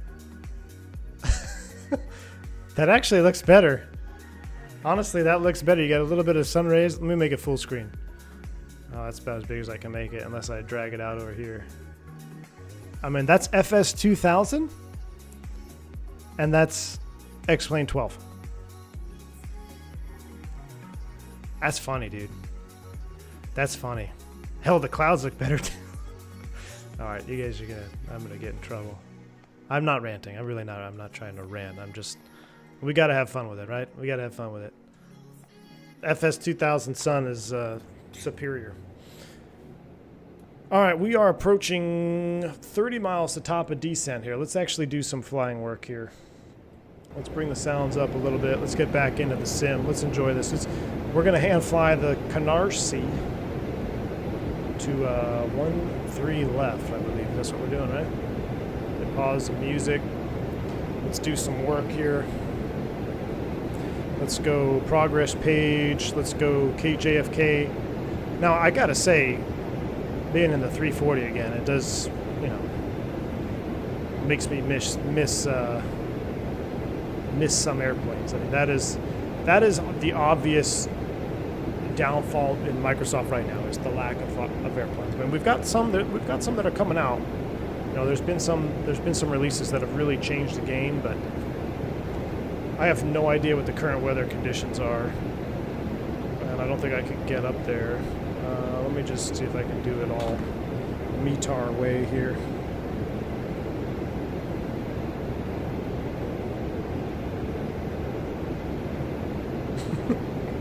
You're gonna need sun emojis. All right, let me text my real-world METAR service here. Flight service, METAR JFK. Okay, right now, ooh, we're gonna see some puddles. Good, I think we got a puddle simulator here. 130 at 6. Oh, perfect. Perfect for 1.3s. Temperature at Kennedy right now, oh my gosh, 2 miles? RVR 5500. Can we do this approach? I don't even have Navigraph installed. Somebody tell me if we can even do this approach. Temperature is 2-1 in rain. What's the, anybody know the minimums for this?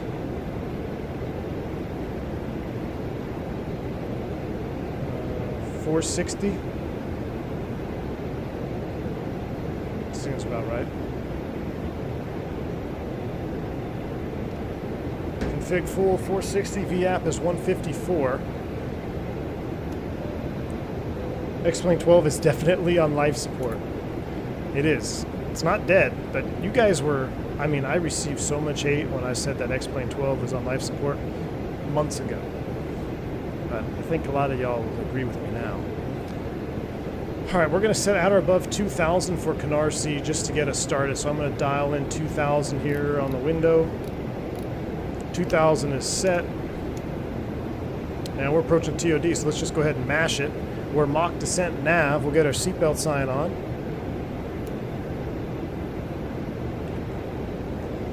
Thrust idle, descent, here we go. And we get the awesome replay system, which is pretty sweet. Not gonna lie, we do miss the replay system. What approach? We're gonna try the RNAV 1-3 left, but if we have to go around, we have to go around.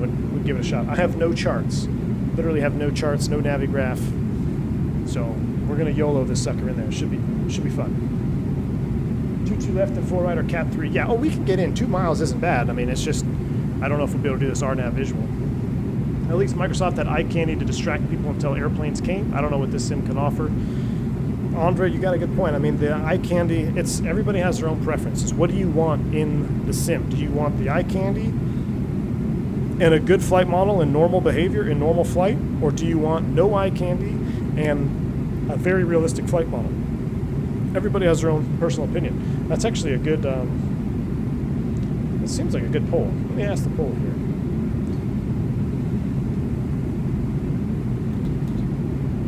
Let's do a poll. I like these polls.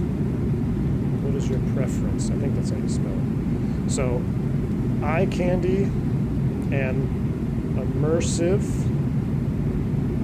environment, ENVI environment. How do you spell environment? It's Americans, man. School system sucks. All right. No eye candy, but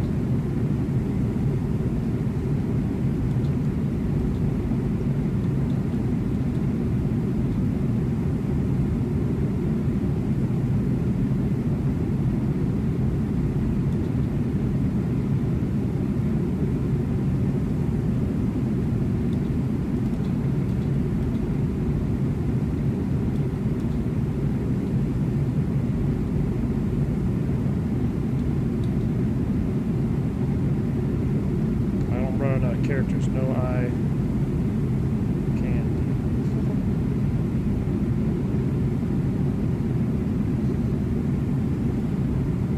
Alright. So, would you rather have eye candy and an immersive environment with a flight model that is awesome in normal situations? Or do you want the best flight model in abnormal phases, basically all phases of flight, you get the best flight model, but you have no eye candy? Let's see if we can pull up there. Sim Update 11 might be Chef's Kiss. We'll see, man. I think X-Plane 12 with people for less powerful computers that can't handle it. That's, hey, you know what? And that's the other thing. If you're limited to what sim you can fly because of your hardware, then X-Plane 12 I think is definitely going to be a viable option for you, especially if you, in the future as more optimizations come. So this is really going to be telling. This is going to be a taxing approach, going into Kennedy in the rain with pretty much maxed out settings while streaming. So this should be a good benchmark for some of the higher end system guys out there. Sergey, what's up, man? Thank you for the continued support, my friend. It's not even eye candy. It's they bring most add-ons. I might jump to X-Plane 12, but it'll be $500 plus US dollars. Easier to update a rig from Microsoft plus X-Plane 11 for retro. Sergey, thank you for the super chat, Thanks or for the all the top-notch content, Captain. My dad's friend just came back from work to Vancouver. He's also an A320 captain with 6,000 hours, and he was impressed by how much I know about the A320, and it's all because of your help and content. Ellie Sammy, thank you for the $3 dono, man. Bank Angle check right back at you, sir. I'm glad you were able to pick up some of the information here and share it with your dad's friend. That's awesome, man. Good deal. That's always fun when you can have higher level conversation with real world pilots and from information that you picked up from streaming and flight simming. So that's cool, man. Thank you so much for sharing that with me. Thank you. And Sergey, I hear you, man. That's, you know, that's also a good point. Who brings the most add-ons? Is the ATST still dodgy? I haven't even messed with it, and that's part of my fault. You know, this isn't a full review of X-Plane 12 because when I fly X-Plane 12, I'm going to be either using full ATC with VATSIM or Pilot Edge, or no default ATC, and that's just me personally. So if you want to look at what the default ATC is like, I believe Q8 Pilot was testing it earlier, so you may want to check his channel out. One of his streams, I think he was talking about it. Now, I will say this: in my test sector, and I didn't even do a full flight, but I had just departed from Charlotte, and I think Charlotte Tower was tuned in, and out of nowhere, it just said all aircraft information Bravo is now current, which was surprising. I don't know where that came from, but it was maybe an ATIS change, and if you're on the right frequency, it tells you that the ATIS has changed. Maybe you guys know in chat, but I have no idea where that came from. But I know I'm not crazy, and I had just departed, just testing, and something came over the radio that said the ATIS information had changed. And I was like, what the hell? That's crazy. So that's kind of neat, but I wouldn't even know how to pull up the default ATC menu, my friend, so I'm sorry. Holger Deutsch, always a pleasure to see you, man. Holger Deutsch, you've been around, man, almost from the beginning, so it's always a pleasure to see you pop by the stream. I hope you are well, sir. Thank you for tuning in. And the clouds look horrible. I would agree with you. The clouds look pretty horrible, and this is maxed out, so this is maximum clouds. Should we? I'm really going to start a storm here, but should we, after this flight, should we fire up the old Microsoft Flight Simulator? Do a little flight in the Microsoft Flight Simulator? Should we do that just to compare? Maybe we'll go Kennedy to, I don't want to go all the way down to Charlotte. Maybe Kennedy to Baltimore. How long is that? That could be fun. We should just see it. Just to see it, right? What the hell? Yes, we should. Cam says, great idea. Good, we're going to do it because I've been shitting on Cam Sim all stream here, so we're going to do it. Cam wants to see it. We're going to do it.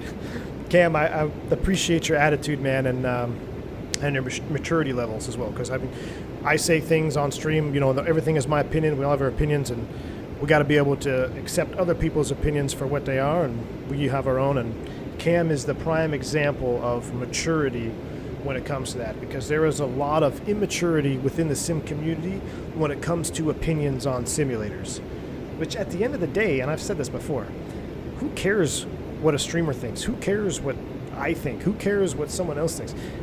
It's your sim. It's your flight, your experience. Fly whatever the heck you want to fly, you know? So, there we go.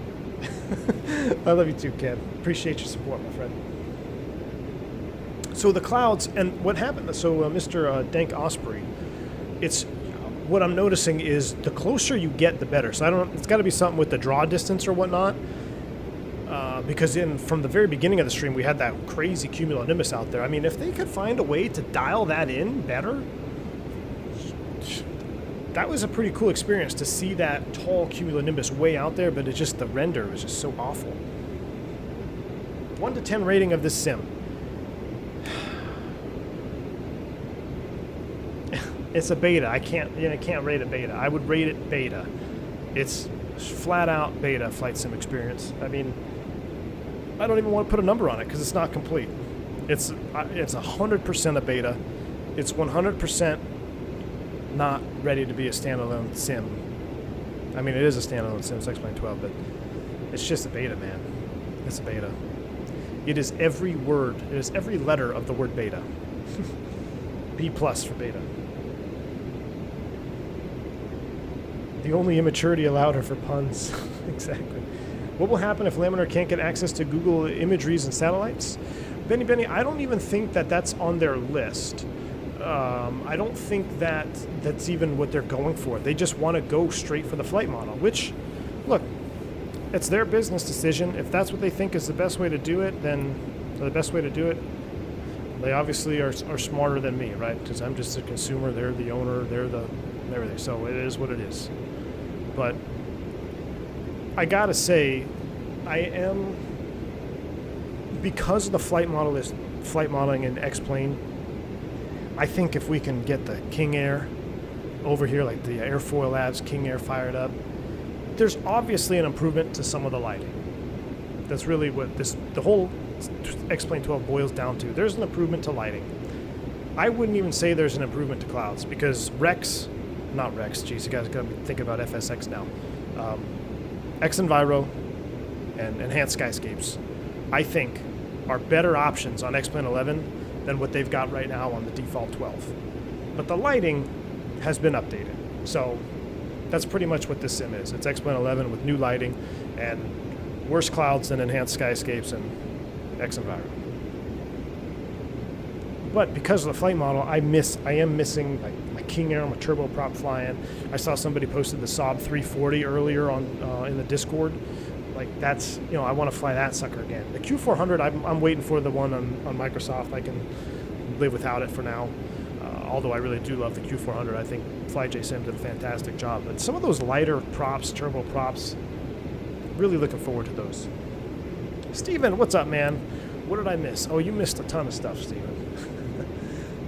You've missed a ton of stuff, my friend. But we're descending into Kennedy right now. We're going to try to do an RNAV 13 left. I don't know what the minimums are on the chart. I don't even have a chart in front of me.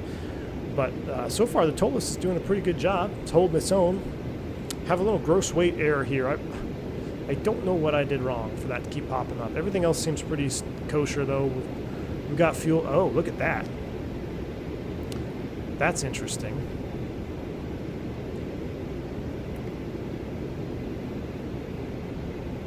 That is interesting. I'm pretty sure that's not supposed to be like that.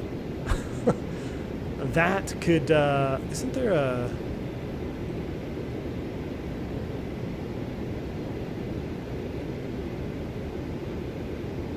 I mean, what if I reset to current?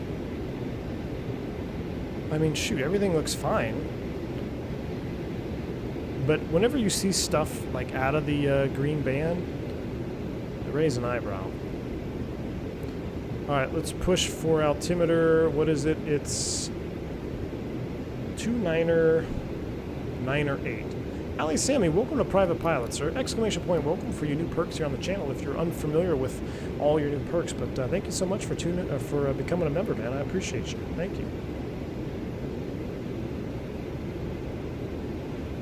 Keep in mind, majority of Laminar's revenue doesn't lie in the consumer market, so it's always going to be flight model and realism first before anyone at Laminar starts thinking about graphics. Yeah, that's what I gained from the podcast with Austin and X-Plane 11. That's pretty much what they were saying. So they're going after the flight model, and hey, I'll fly it.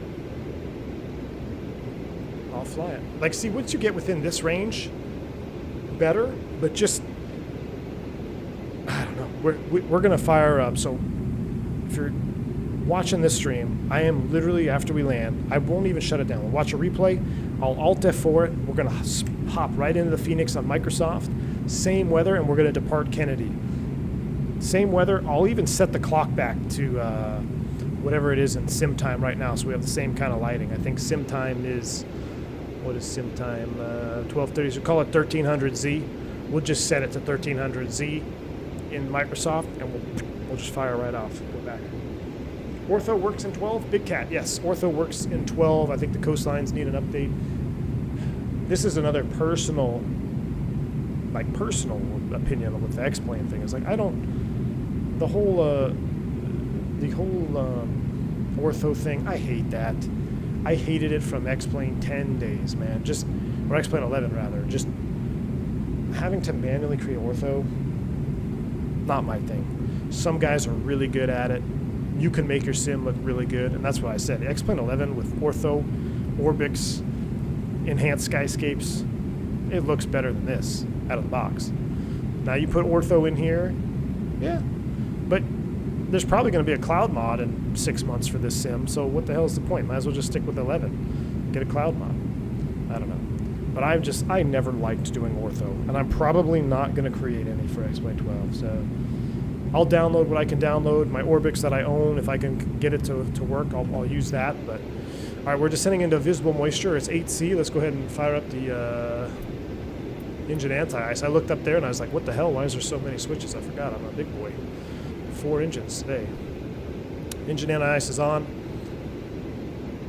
We're below plus 10C, so we're right on that cusp. So looking at the TAT on this, plus 10 and below, you really need to be looking for engine anti-ice and visible moisture. What is visible moisture? Rain, snow, clouds, because clouds are what? Moisture that's visible. So even though it's not raining, clouds are indeed visible moisture.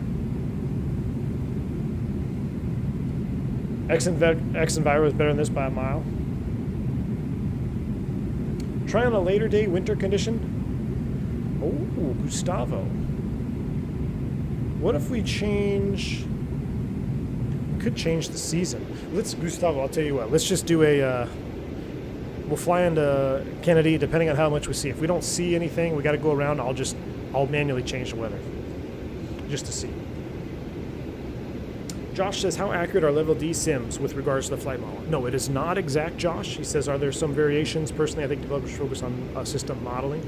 That's a good one. System modeling. I think system modeling is big. That was the big driver for P3D. Is you didn't have the best flight models, you didn't have the best visuals, but the systems modeling was top notch, and it still is. I mean, you look at the airplanes, the big boys that are over there on P3D. We got PMDG, FS Labs. Is it not Majestic Software? Some really, really solid systems modeling. And I actually would incline to agree with that. I know my poll says eye candy immersive environment versus an abnormal flight model that's really, really good. I would actually say I want to see as much systems as possible. And I think maybe that's why I really enjoy the Phoenix so much, is because it really has a lot going on below the skin of the aircraft, or behind the screens of the aircraft. You load up in that Phoenix, it's heavy on frames for a reason. It's doing a lot of Airbus stuff behind the screens. All right, that's a pro sim for you. All right, engine anti-ice can come off. We're going below 10,000 feet. We're slowing to 250 knots. We got no ATC, so we'll just turn on all of our lights today. That's coming on. Runway turn off and camera light. I assume that's what that is. We're at plus 12 now, so we're looking good. A little bit of spoid brake action. Help her slow down here.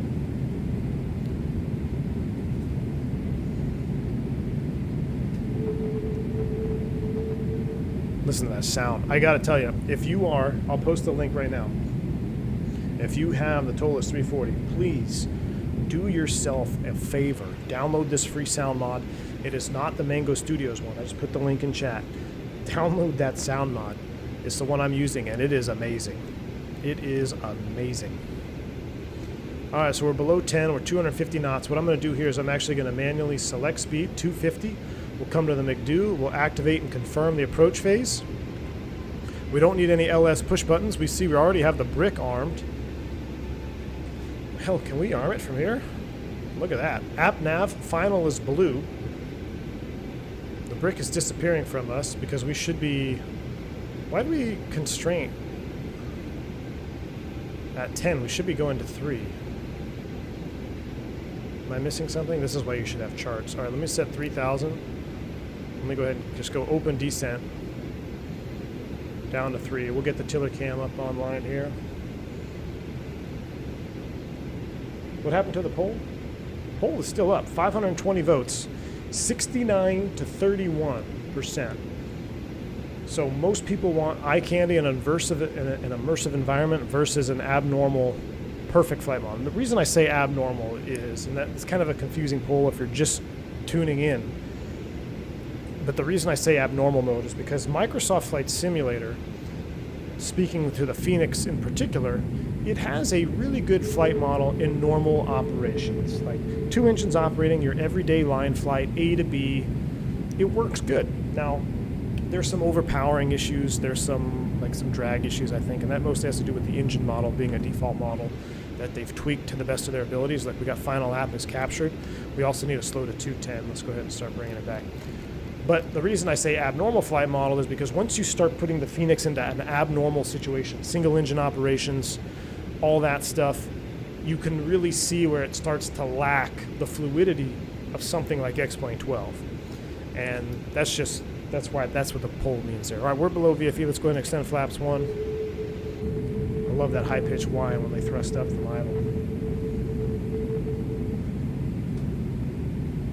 You should have a both poll. See, well, the reason I don't have both is because I don't think there is both out there. You know, X-Plane 12 is obviously going to be flight dynamic related, not graphically related. Microsoft is kind of the opposite. Now, if Microsoft can get their flight model figured out, then it might be lights out. Well, let's go ahead and slow this puppy back to 210. Let's go more speed brake.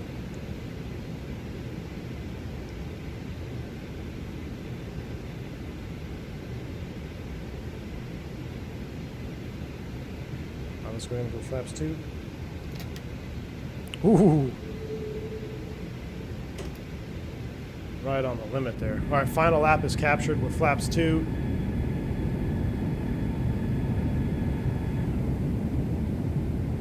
What's up, Blase Green? How am I liking X-Plane 12?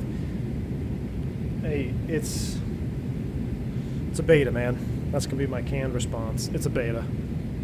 It's a beta. I like being back in the Toliss. I like being in the Toliss, being in the heavy 340. I remember when this plane was first released. I think we flew it for a week. Never forget, one of the most fun streams I had was we were doing a pre-release stream in the 340 over on the Asia Pacific tour, out over the Sea of China or something. And we were dumping gas because we were way too heavy.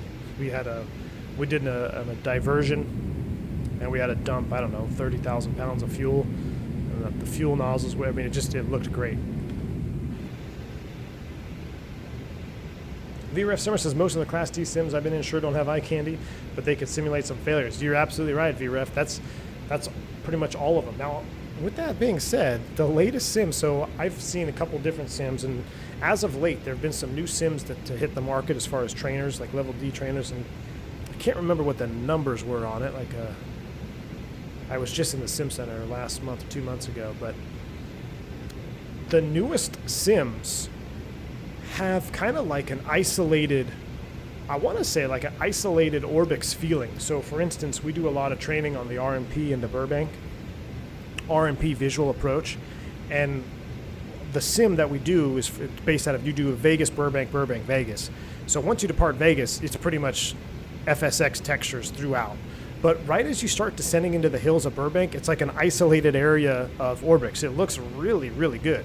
Now, of course, the airports are pretty much laid out exactly one-to-one, and everything matches almost perfectly, which they need to because you're actually using it to train. You use it for taxi checks to actually be checked out on taxiing an aircraft and all that. But the newer sims have been stepping it up in the graphical department, 100%.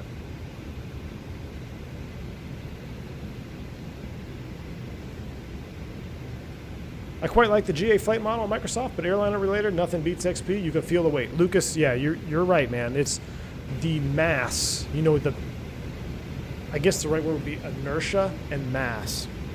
And the best example is if you own the 319 and 321. Go fly the 319. Go fly the 319 Burbank to Vegas, and then go fly a 321 Burbank to Vegas, or opposite. And you will feel the difference of inertia. You can feel the weight of the airplane. You can feel how it responds differently. Now, that's a big shout out to Toliss flight modeling and, you know, being able to capitalize on the platform of X-Plane. But I would be very curious to see if we ever get a 19 or a 21 in Microsoft. I want to compare it, because that to me is the best comparison, because for one, I can feel it in real life. I fly 19s and 21s on a regular basis. And 20s, really. I haven't flown a 19 in a couple of weeks, actually, but it's not uncommon that I'll fly a 319 and a 321 in the same day. So to have that and relate it to the sim, Toliss did a really good job of simulating that inertia and mass between the 19 and 21. And I really want to do that in Microsoft, because until that point, it's really hard to tell. Well, you know, the 73800 feels a little bit heavier than the 320, but it's kind of, you can't really tell. You need something definitive. So hopefully with CFD, we'll see. A 319 is coming to Microsoft, says who, Coyote now? Don't play with my heartstrings, man. Don't tease me. Blase Green, no, not yet. I believe they're going through some updates. Depending on the developer, they're doing some updates. I don't know if that's a livery. Is that a livery thing? See how the fuselage is? You can literally see straight through the fuselage. Or not straight through, but you can see the sections of fuselage. Alright, so we're a little bit high on pass still. I don't know why she's struggling. Let's just ride the brake. Screw it. We're going to ride the brake down. We're going to be high at assault here. Going to be behind the 8-ball. What is brick mode? So brick and stick. So this is the brick. Now it's not a full brick because I'm high on path, but that's the brick, and the stick is indicated by this blue squiggly line there. Now you can I can pop it out. What am I thinking? So that blue squiggly line, that's where it's predicting to catch back up to the path. And this is turned amber now because I'm not going to meet 3,000. I'm going to be a little bit high. So hopefully it will catch back up to it. What's our next restriction? 2? I'm going to just set 2 to keep coming down. But we're in final lap. It should ignore it. We just need to catch it. So I got the speed brake. Let's go full boards here. We're trying to catch it. Hopefully we'll catch it before Grand Strand. We got speed brakes still out. I don't know why I'm thrusting up.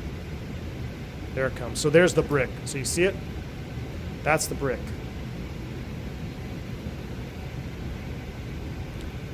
Why are you leveling off, though?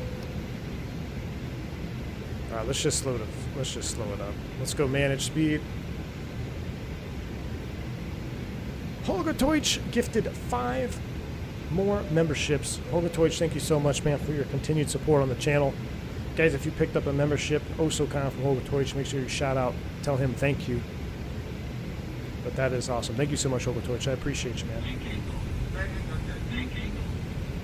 24-hour stream to show how good MSFS is. Hancho, what's up, man? Thank you for the $10 super chat, or I'm sorry, $10 dono. Bank angle check right back at you, sir. I don't think I'll be doing a 24-hour stream, my friend, but we are going to fire up. We're firing up the Phoenix 320 right after this landing here in Kennedy, so you guys can see for yourselves the difference in the two sims. We're not comparing. I'm going to show you the differences. All right, we're flaps 3. We're on the path now. Our final lap is captured. Go-around altitude is, I don't know, probably 3,000 or so. We'll set 3,000 for the go-around altitude. We're slowing up to 160 knots. We're looking good here. We'll configure once we pass Canarsie. We don't have to worry about starting a replay. And not much to see outside. Still pretty much IMC. God, I love that sound. 10-hour stream for 30K. Oof. That'll be interesting. All right, here we go. We're popping out. Default maximum settings here in Kennedy with rain. Now, we all know it's not going to have the ortho, but you can kind of see the new tree modeling, the new 3D object library, all that stuff. I've seen worse. It's not terrible. All right, 2,000 feet. Let's go gear down. Flaps full.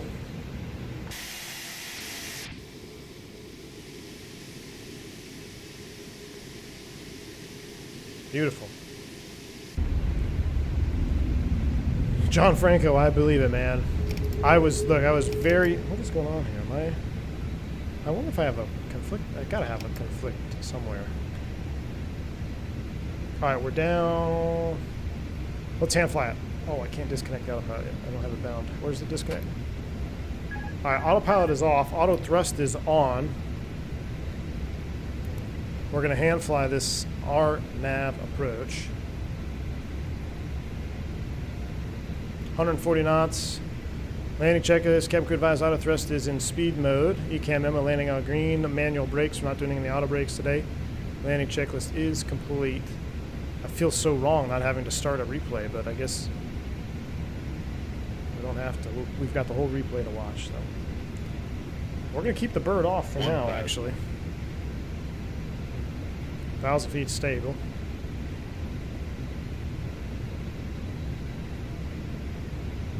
Keep on coming around. All right, we're gonna see our puddles. Everyone's excited about the puddles. Puddle Simulator 12. Now, I cannot tell you the last time I've actually landed this airplane, so this could be interesting. Runway's in sight. There's the highway, kind of like the old expressway.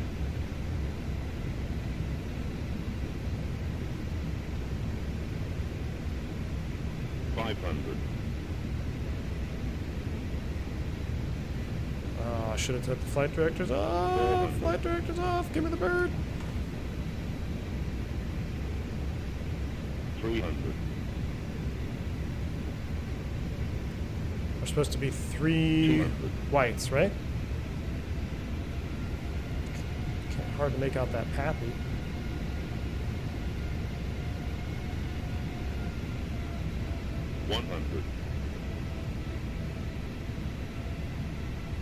Man, there's some standing water on this runway. 40, 30, 20, retard, 10.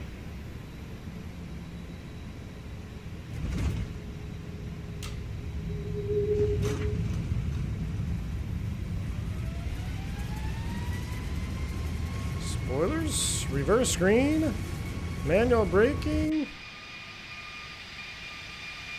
Wow, that's a lot of reflections going on.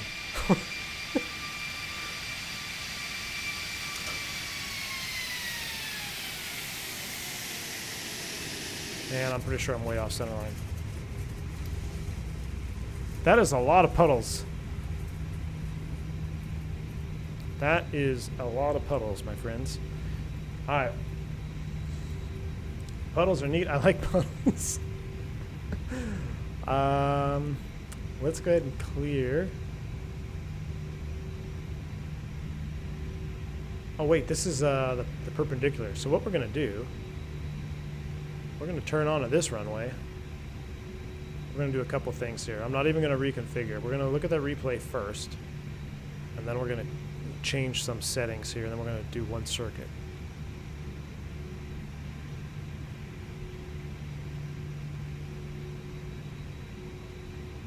I really wish you could see like the water effects, you know, like sucking up water into the intake or blowing it behind the airplane. All right, let's take a look at the replay here. Let's back it up. Gosh, I love replay mode. Let's put you guys in the replay mode. So now we've lost all of our weather apparently. Oh, we don't need sail yet. We're not going anywhere anytime soon. Those sounds, though, I agree. Again, sound pack is linking right here. If you have the 340, do not fly the airplane without that sound pack right there that's linked. I will make sure to link it in the description after the stream as well. So if you're watching it post live, I'll put the link in the description. But the sound set is phenomenal. Let's boost it up a little bit, shall we?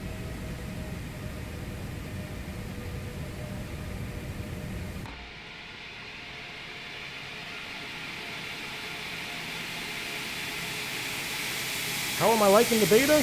It's a big-time beta. I like it with a capital B, my friend. I mean, that doesn't look half bad there. Remember, this is pretty much maxed out graphics. Sounds are 10 for 10. I freaking love the sound pack. With Orbix, I agree, Peter. If you got if the Orbix sections start to work on this sim, it might be. I'm definitely gonna fly it. Don't get me wrong.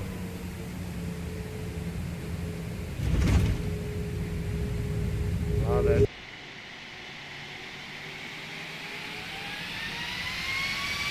That's badass.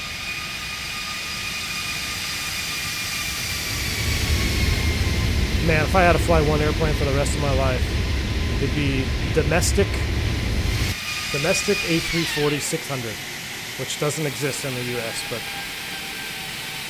like, could you imagine going Dallas to Chicago in a 340? How sweet would that be? Where's the runway view? Shift 5? Hold on. Shift 3.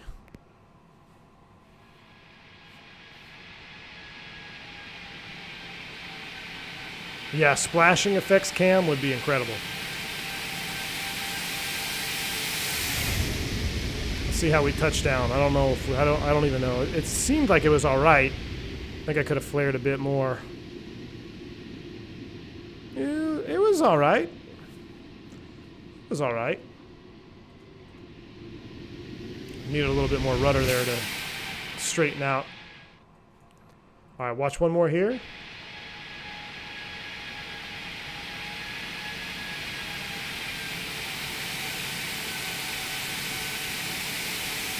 Could you imagine if the 340 was in Microsoft? Look at that beautiful airplane, man.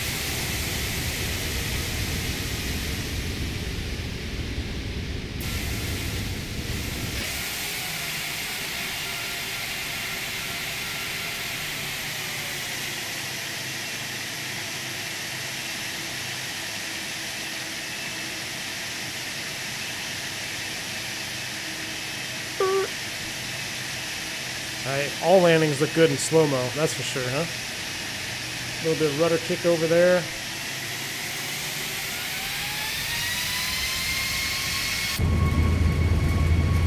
Sweet.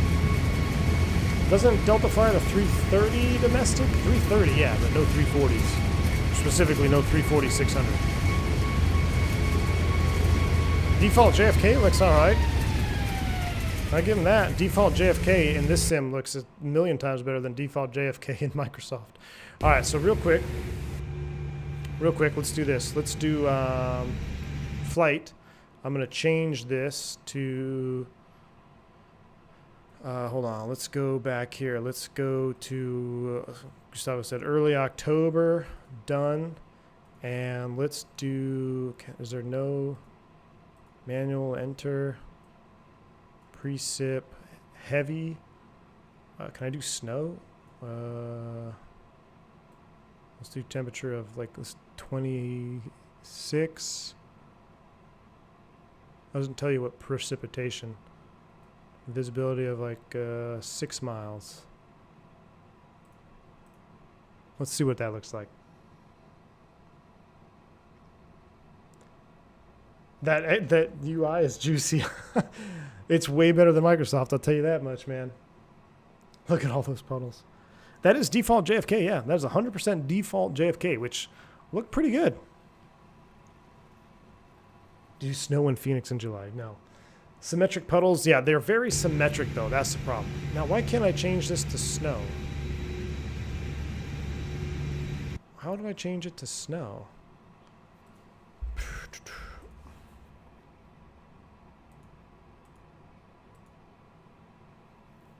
Let's do cumulus.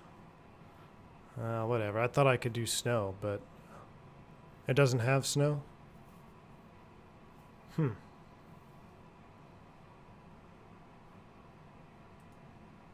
It's October.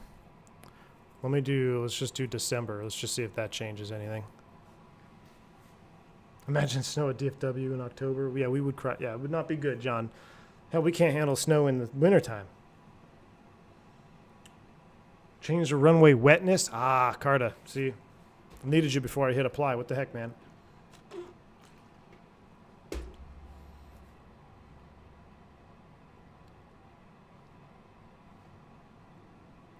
2009 called. Jeez, IB.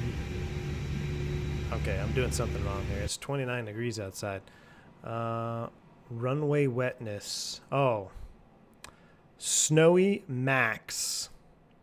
Precip, let's do severe temperature of like 24 Fahrenheit, or 14. Let me show you, I've taken off in conditions like this, in Kennedy actually. Pretty miserable. Let's see if it brings back any memories. It's still raining. That should be snow. Wow, I wish they could plow the taxiways like this. Nah. That doesn't do it for me. Doesn't do it for me. 1-4 left is too cold for heavy snow. Alright, last attempt here. The snowy and ice medium. Snowy and ice maximum. Precipitation all the way up. Airport is cold enough. Visibility, let's just bump it up so we can actually see. Let's do like a 7-mile visibility. And clouds are good. Do it. This is it. I mean,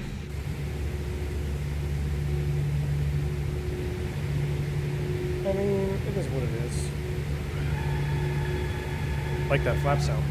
All right, real quick. Let's just do a departure.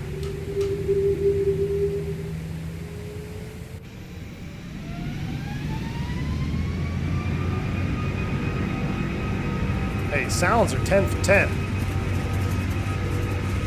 God, this sound set is unreal. No idea what my V speeds are.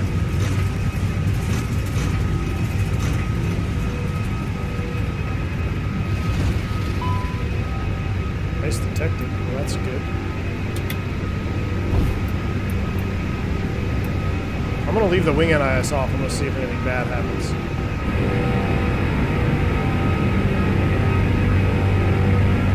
That rain effect is pretty terrible. Whoa. Are we iced up already?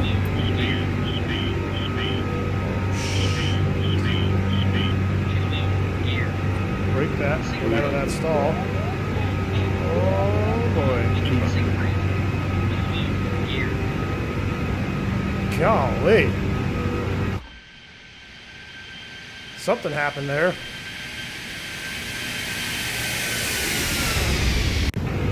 Alright, now we're really cooking. Now we're going to have a speed exceedance. Too low terrain.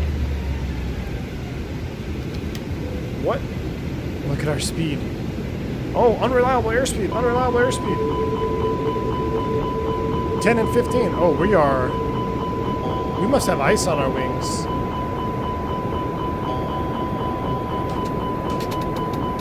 Alright, Toga. I don't know what it is in the 330.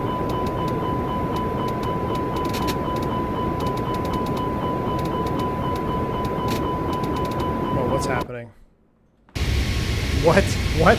What? What just happened? What is that?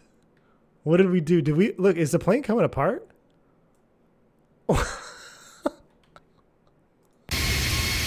What the heck? That's it. Rip. We're done, folks.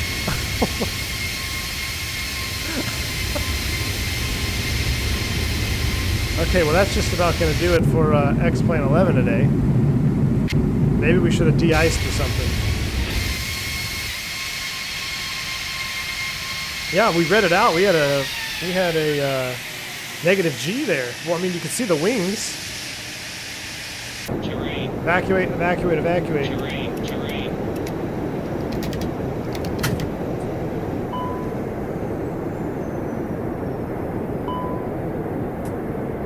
I can't click it.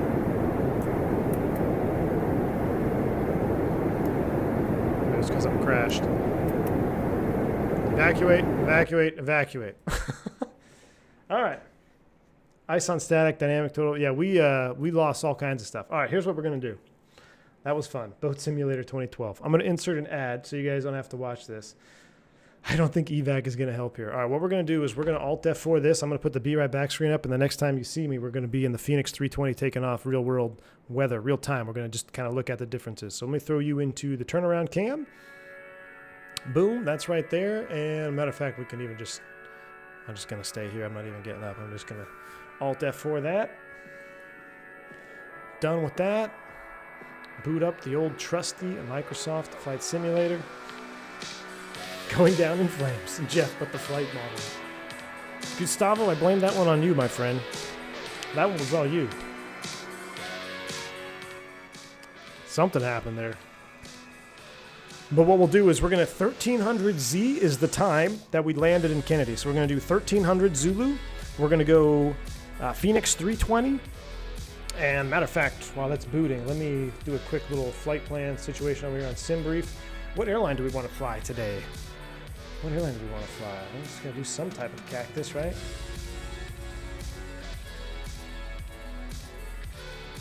Oh yeah, Romulus, you're absolutely right. Microsoft still has some very weird icing effects. So you're correct there, my friend. Where are we going? JFK to Baltimore? How long is that? JFK to Baltimore, hour and 10, perfect. JFK, Baltimore is set. Alternate, none. Departure time now is 2036, so call it 2110, that's fine. We're taking the Phoenix. And hour and 10 minutes to part 4 left, that works for me. Beautiful flight plan. Generate, send it off. I'll probably fire up VATSIM if you guys want to fly along. I'm going to do that too. I'll fire up the old VATSIM. Ooh, should we have done Spirit? I filed us as Cactus. I don't think Spirit does Kennedy to Baltimore.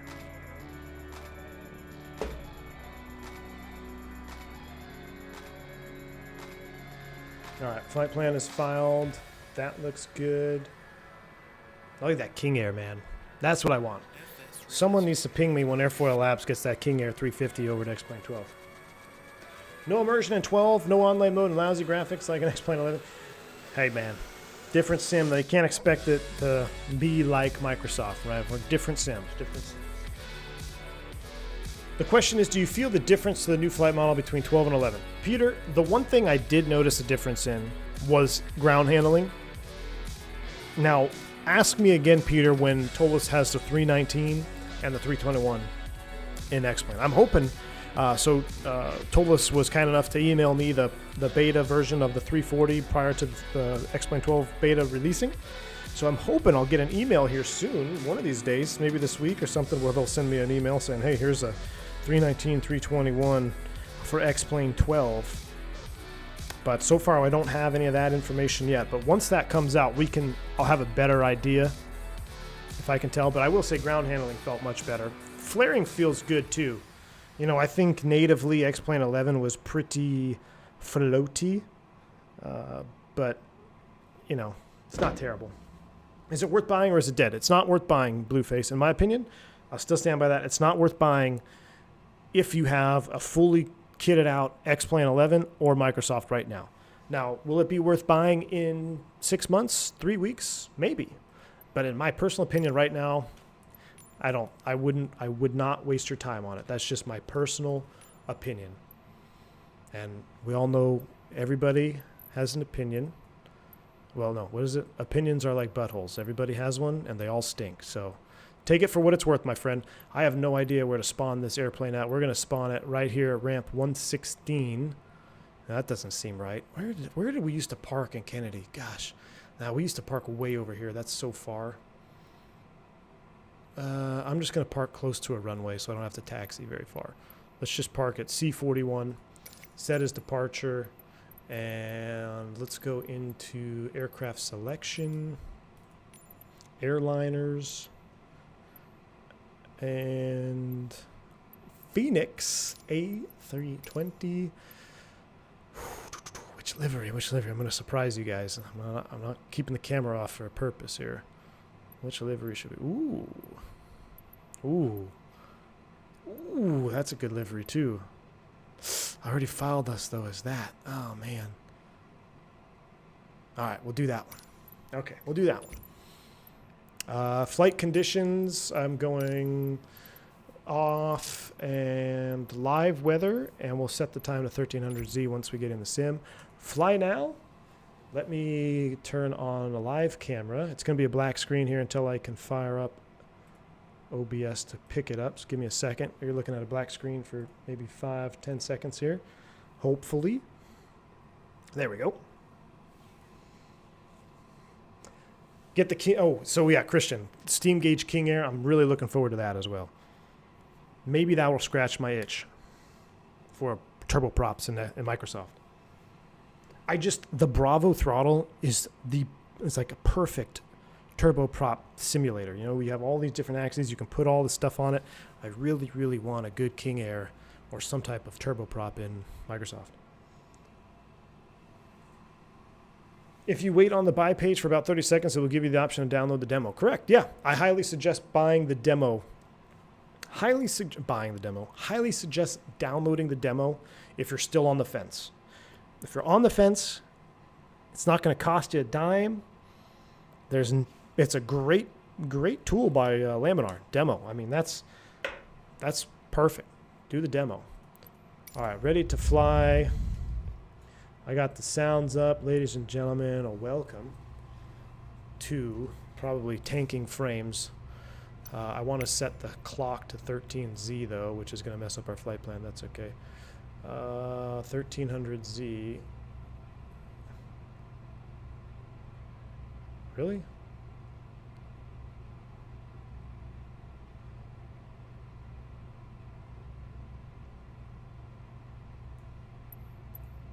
All right, 1300Z, and I forget my bindings. How do I go to outside view? There we go. Ladies and gentlemen, welcome to Kennedy in the Phoenix 320 in Microsoft. Stutter Simulator 2022. Boy. All right, let me end the poll up here. We get that off the screen. All right, so 69 to 31. All right, let's fire this thing up here. We're going overhead batteries. Dome light, please. Frames are going to be tough on this. Kennedy in the rain. Ouch. In the Phoenix.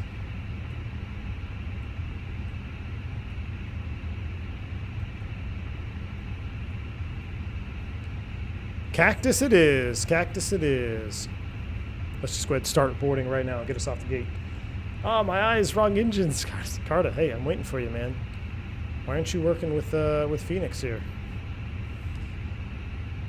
486 minutes, that's fine. We're just gonna... Can't we just board now? Let's just do 8 minutes. They're gonna start the boarding process. We're going up to the overhead. Crew supply oxygen is on. Ground control is on. CVR test. There we go. Attitude mode.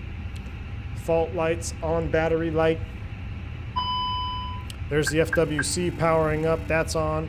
Strobe to auto. Nav to position 1. No smoking auto. Arm the emergency exit lights. Oop, turned them on. Auto is here. Everything else looks good here. And fire test. Fire test 2. Not waiting for all the things. Phantom already did APU. Up the right-hand side. It looks good there. Yeah, frames are... This is going to be spicy. Let me see if I can save a little bit of it here in sim settings. Let me go cabin. Let's just get rid of the cabin. Cabin lights. Feet HG pounds. Controls. That needs to be on. ISIS. DDRMI. Yellow hydraulic. Nav and go around. Brake fans. That looks good. Beautiful. All right. Everything looks good there. We're boarding. Let's come down and begin the initialization. Alexandra Bellini, thank you for the $27 a rupee, or 27 rupees? Rubles? Ah, I suck at that. Thank you so much, man, for the support. He says, I'm enjoying X-Plane 11 weather environment update kind of thing. I hope I can use all my Orbix sceneries on it. Yes, so if that Orbix gets working in X-Plane 12, it might look pretty darn good. Let's do an edit data request, pull our flight plan from SimBrief. There we go. No alternate, none required. Go back to our init page. We're going to pull that over here. Matter of fact, let me turn on vPilot as well. Connect to this VATSIM. Today we are operating this flight as Cactus 357, Old School America West. Actually, we would be operating under American because this is the American retro livery. It says American on the side. We're going fast. Cost index 99 out there. Cruise flight level is going to be 320. I think it needs to be odd, but that'll be fine. Iris is going to knit ground temps plus 15. That's just a software thing. Nothing to hard tune. We're going to put KJFK right here in the box. That is set. Perf data, we're working on that. Fuel and zero fuel weight. We're going to get to that in a minute. Init B page. Our fuel is on board. That's all we need. 8.5. That doesn't seem right. 8.5, really? Okay. That doesn't seem like a lot of gas. Okay, 8.5 it is. 8.5 on the fuel. We're going to wait for the zero fuel weight to stop. Everything else looks good there. We're aligning. Anyone joining the stream now is going to be pretty impressed with X-Plane 12. I know. I know, man. Let me go ahead and connect to the server. Is there any ATC on today? 3 o'clock in the afternoon, I doubt it. Oh, shoot. Boston's on. Cactus livery America West looks better than American. I agree, John. I agree. Whoa. Whoa. I was way wrong. All the centers are online today. Okay, well, not all of them, but there's a lot on. So let me file this flight plan because we're probably going to actually need to talk to somebody. Let me go pre-file real quick. That's in. Send it. This has us going at 26. No, let's go 32. That's 32. Beautiful. File flight plan. Remark. Call sign. Cactus. File. Done. Done. Flight plan. Fetch from server. Beautiful. It's almost 1700 New York local time. Everyone's getting off work. Ah, John, you're absolutely right. I totally forgot, man. It's 4 o'clock. What are we doing another stream? Look at that. We've got VATSIM sounds. That's a real player right there on VATSIM with nice sounds to his airplane. Gotta love that. So Boston, who would we be talking to? Departure for clearance, I would imagine. Departure's on 35.9. So let's tune in 35.9.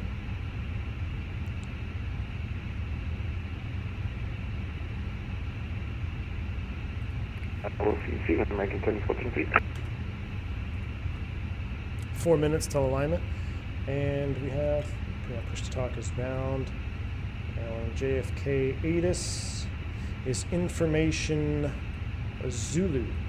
29er and 9er 8 on the meter. 29er 9er 8 is set. Wow. Gotta say, frames Kennedy right now in the rain. Spicy. Imagine a 320 in bare metal. That would be a sight. That would be a sight. Departure, good evening, Cactus 357. Looking to pick up IFR clearance to Baltimore.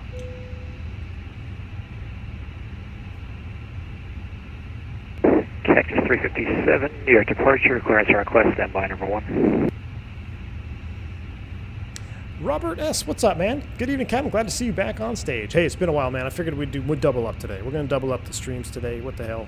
We did a nice X-Plane 12 flight. We're going to take off. It's fresh in our minds, right? I'm not doing this to compare sims. I just want to put it on the table, you know? Just lay all the cards out. Cactus 357, every clearance advice, ready to copy. Ready to copy, Cactus 357. Cactus 357, clear to Baltimore Washington Airport, Kennedy 5 departure, Breezy Point climb, radar vectors Robbinsville, then is filed, maintain 5,000, expect flight level 220, 10 minutes after departure, departure at this frequency, squawk 1003. All right, clear to Baltimore, Kennedy 5, Bridgie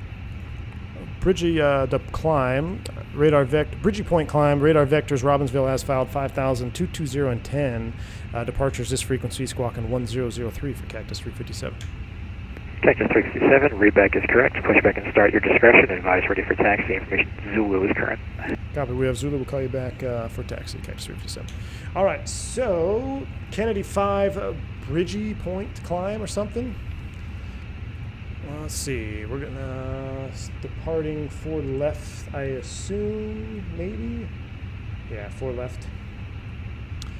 Did you see the really cool PSA retro for the Phoenix? I did not, Duffman. I did not. I'm kind of bummed I didn't see it. So we're Kennedy 5. We'll insert that. So now we're actually going to have to pull up some charts here. So let's go over to Jeppesen. Let's see what we got. Here's my clearance. I'll put it in chat. Probably should have kept it. Squawk 1003. Warning's complete. That's great. Let's import from Silbrief. Kennedy approach. American 1035 is going to be ready here at Kilo 1 at the end. American 1035, wind 140.5, runway 4 left, cleared for takeoff. All right, this is why I hate Kennedy. Runway So 4 left, cleared for takeoff. Just Kennedy confirm 5, climb runway heading. breezy point climb. American Climbing left turn 1035, direct you to can fly runway Mercer. heading for now. So basically, climbing left turn to CRI, and then we're doing a radar vectors to Robbinsville as filed. So we need to make sure CRI is in the box, which it's not. So CRI, we'll put that above Robbinsville. Insert that. We can expect radar vectors to Robbinsville as filed. That takes us all the way down into Baltimore. If in Baltimore, we're expecting to pick up the Trish 3. What are they landing down in Baltimore? I have no idea. Probably 3-3. What do they land? 3-3 left? I'm just going to say 3-3 left for now. What the hell will change if we get down there? Trish 3 off 3-3 left. And we're coming from Nuggy, which isn't a transition. So apparently we'll just insert that. Let's take a look. There's Grandstand, or CRI, RBV, all the way down Nuggy, Trish. Beautiful. We can go ahead and just connect those then. Insert that. Secondary, a knit. Let's do a JFK to JFK. We'll load that in the box here. Secondary, all we care about is perf data. If we have to come back around, I'm going to make left traffic. We're going to come right back around to 4 left. So we'll put that in the box. ILS 4 left. Secondary, perf data. Scroll over to approach. It's all we want, right? And I'm not going to look it up. I'm just going to put 200 in the radio. We don't need any help with the headwind, so we'll zero the winds out. Temperature off the ECAM is 2-1 and 2-9er, a 9er 8 in the box. Oops, fat fingered that one. 2-9er, 9er 8. Secondary is done. American I am going to 1035, hard radar turn. contact, say altitude. We are going to turn that Clear down. passing through 2000. So this is one RadNav I am going to put in the box here. I'm going to put American Canarsie, 1035, turn CRI, right, heading 220, right here, climbing and I'm also going to put 110,000. Robbinsville in the second one. 1000, right turn 220, That's done. Boom. And NIT B is what we're waiting on now. So we are fueled up. Passengers are on board. We'll look at our taxi chart in a minute. Let's go ahead and get off the gate while we still can. Actuals is 127.4 with 31.5. 127.4 with 31.5 on the CG. Beautiful. Fuel is on board, correct? Yes, it is, and it's on board and balanced. That looks good. Let's go ahead and get our fuel tank pumps on. Let's go ahead and get our seatbelt sign on. Let's get the APU fired up. We'll take a listen. We've got to look at a taxi chart, and then we're going to be on our way. I keep hitting Shift 4. That's incorrect. I don't know what the binding is to go outside anymore. Was it S? I think it was S. All right. This got exciting.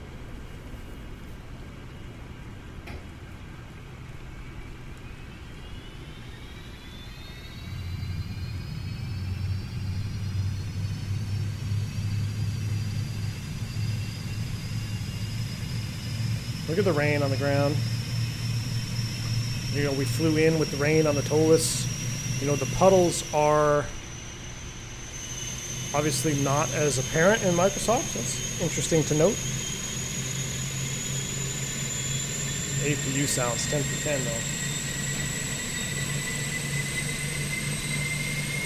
though. Duffman, I'll check it out, man. Thank you, dude.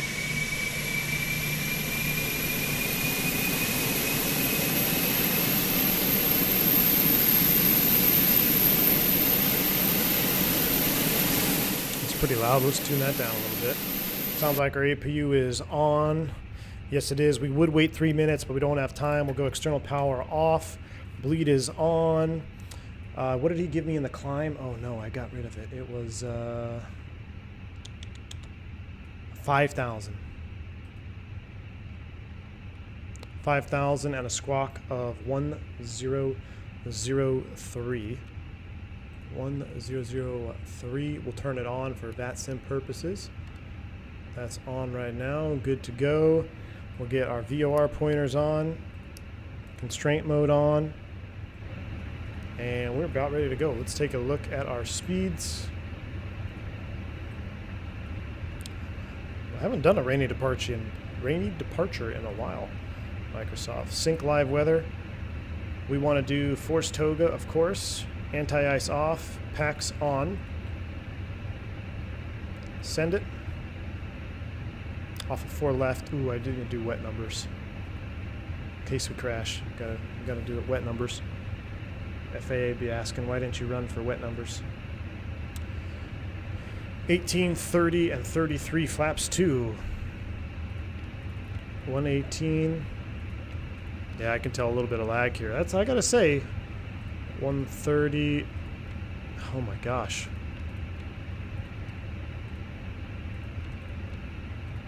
Frames were much better in next plane. That's for sure. When do you recycle the flight directors? Normally they wouldn't be on, so everything is synced up right now. I don't need to recycle them, but when you align the aircraft, the flight directors wouldn't even be illuminated. That's just kind of a bug with the Phoenix right now.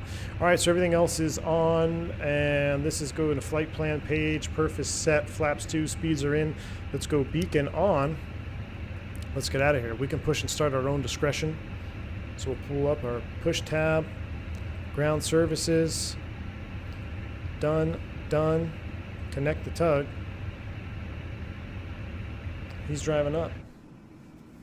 Here we go, we're getting ready. Why does Tile 340 not 340? Danny, wind it back, my friend, wind it back. We landed, we did a stream in the 340. We're just doubling up today. We did 340. We're doing a quick leg now in the Phoenix 320, headed back opposite direction because I just want to see. For my own self, I want to see. I got to see it. Let's go ahead and let's put tiller cam online. Beautiful. We'll go ahead. Well, brakes are released. And let's go ahead and start the pushback.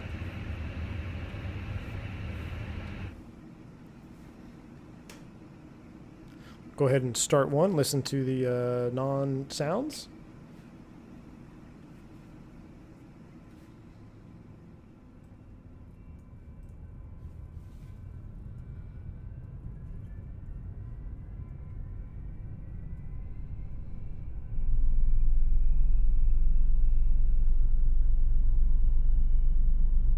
No puddles uninstall.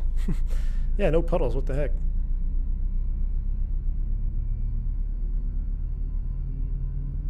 Yeah, the default airport's Andre terribly optimized. You're correct. Absolutely correct. That's what's really, it's not helping us right now. I don't know if I have scenery in Baltimore. Look at this little bit of dirt right there. I love that. It's a pretty gloomy day out here. You know what, I'll tell you what, let's just go ahead and start 2 while we're at it.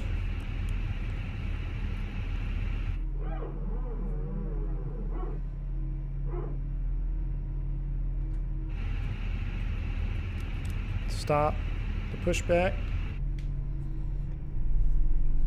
Push complete, set brakes. Brakes are set, clear to disconnect, show me the pin out front. Thanks for the smooth push, talk to you next time. All right, he's gonna do tug, toe, pin, all that good stuff. 3 thugs and a tug, as we like to call it in Philly. Just kidding, no disrespect. There's a couple gangsters though in Philly. There are some serious, serious gangsters on the Philly. Back in the day, old Airways, when I was flying Airways stuff out of Philly, there was some crazy stuff going on the ramp, that's for sure. All right, we're waiting for the Avail light to come on. There goes the tug. We don't need any engine anti-ice, but this is something to pay attention to, you know, as we get into winter months. Plus 20 C right now, it's obviously above it, but you start pushing back, it's 5 C outside in the rain. maybe even 8C, you got to put the engine and ICE on for operating on wet taxiways. So something to keep in mind as we get ready to go into winter months. Uh-oh, the other Jason, they don't have 3-3 left in Baltimore. Maybe we'll divert to Philly. What the hell? We might do it. Let's do a diversion. Should we divert? We'll do that in-flight diversion. I missed the avail light. That goes back to normal. That goes armed. We're doing a flaps 2 departure.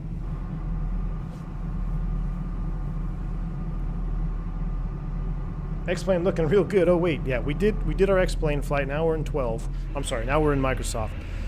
All right, we got everything. Let's get everything sorted up here. We got to be professional. We got ATC on, so let's clear this company message. We'll pull up our taxi chart and we'll get out of here. This is just a load sheet. Accepted. Beautiful. Ooh, we added 5 passengers. We need to modify that. Probably get an amendment. That's all good. All right. Piedmont Dash H's. Oh, Dash 8s. Oh yeah, Franco. I was on those things all the time, dude. All the time. All right, 20-9. I hate taxiing around Kennedy. Let's see. This should be pretty simple, though. 4 left for departure, right? So we can expect probably Hotel Bravo, Alpha, Kilo, some combobulation of that all the way out to 4 left. Let's go ahead and let's give him a call on... I guess we got to call him for taxi. So we'll call him for taxi. And departure Cactus 357 off Charlie 41 taxi.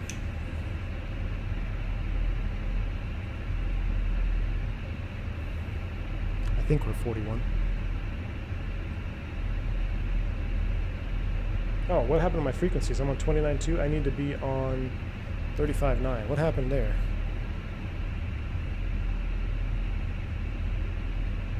Not quite sure what happened there. 135.9 is what we need.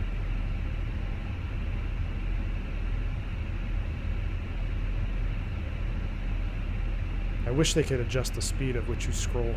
All right, let's call them again.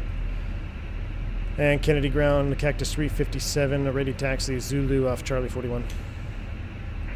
Cactus 57, Alpha's now current. Lead runway 4 left, taxi via right Alpha, Kilo, cross runway 31 left. All right, taxi to 4 left, Alpha Kilo, clear to cross 31 left, and we'll pick up Alpha for Cactus 357.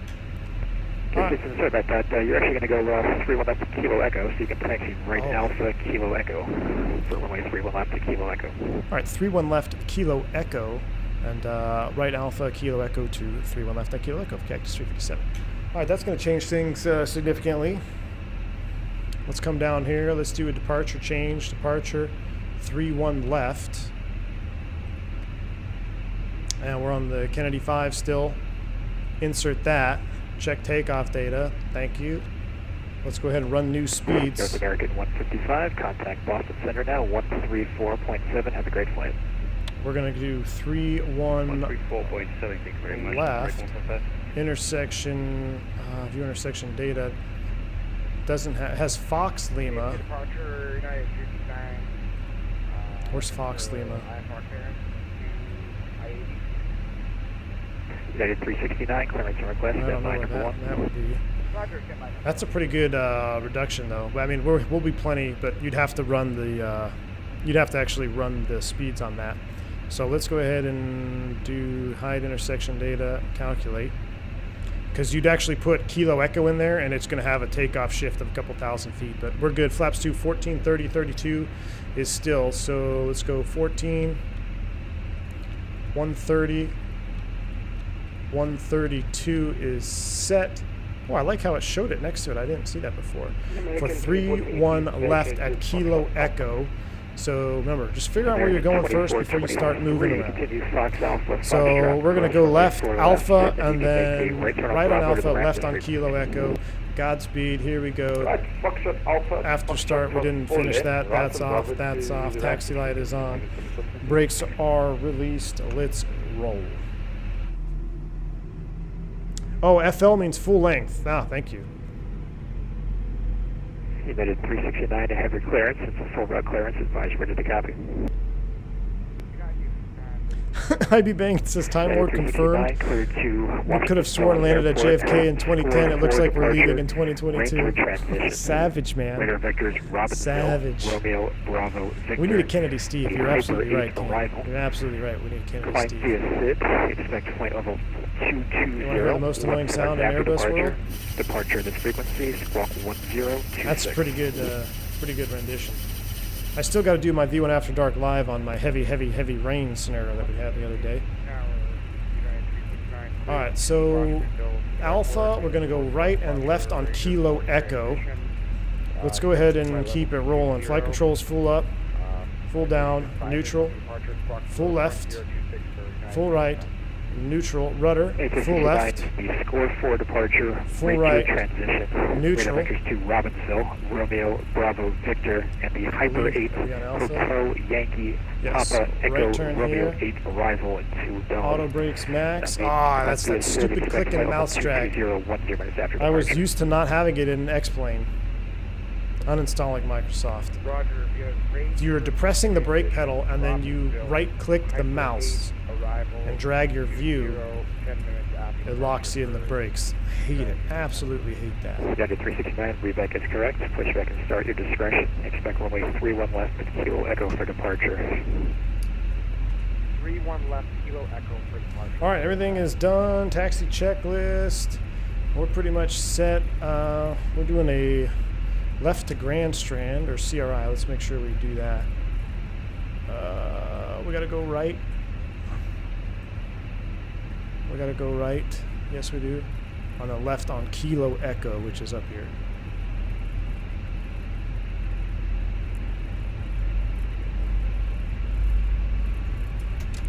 Two-engine taxi on contaminated surfaces as well. Always recommend in case you start skidding out.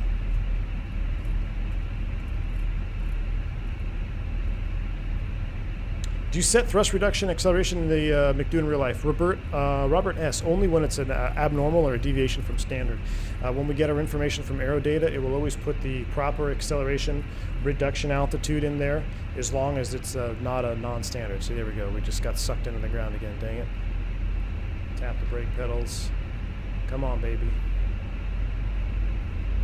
Man, if I was in Kennedy right now and I did that, I would get an earful for stopping. All right, let's just double check.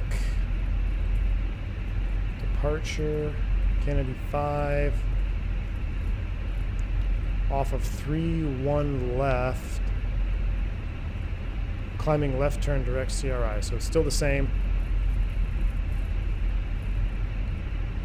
Did I miss Kilo Echo?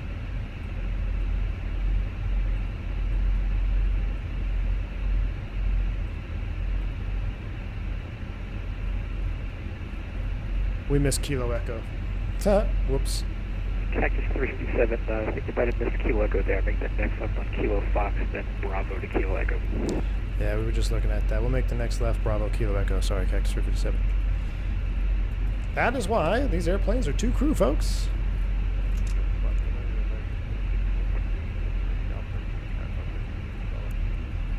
That is why these are 2 crew airplanes. American 2643, New York departure, clear to Charlotte Airport, score 4 departure, Ranger transition, radar vectors Robbinsville, that is filed. Climb via SID, expect flight level 360, 10 minutes after departure. Alright, here's Departure Kilo this Echo frequency, 3-1 left. 1037. Whew. Romulus, yeah, I think we'll get puddles soon too. They're not going to be outdone by X-Plane for a long, that's for sure. Alright, 3-1 left and Kilo Echo. Let's go ahead and stop here. American 2643, reback is correct. Push and start at your discretion. Advise ready for taxi. We're ready to go. Let me just double check my departure.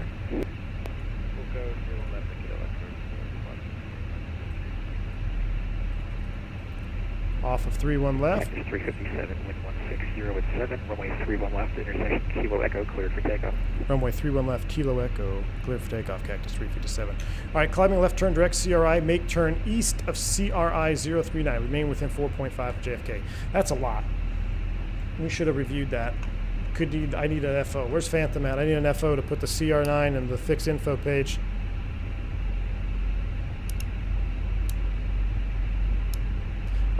gosh, I hate this manipulation of the zoom.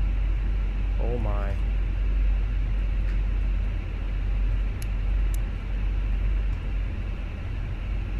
Sound pack is, I will get it for you here in a second. I think I still have it saved.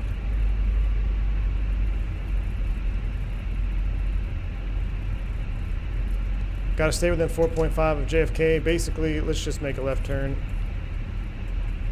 to CRI. I'm going to line up, and then I'm going to put that in the RadNav page real quick. There we go. Flight plan, fix info, CRI 039. I hope that was the radial. Make turns east of that. So we need to make it on this side of that. Okay, here we go. Spool them up 50. Let's roll. Nose forward on the stick. Yoga's in chat. Smash it.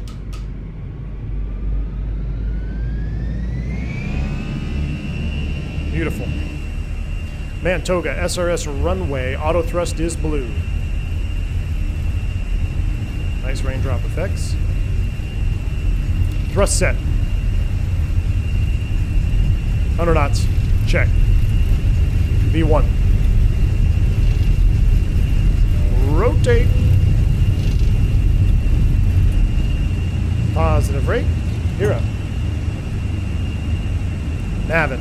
Looks like if we stay on the nav course, we'll be just fine. A little bit of over rotation there on my fault. We're just going to fly this airplane because there's not much to see outside the window right now, so we're just going to fly it.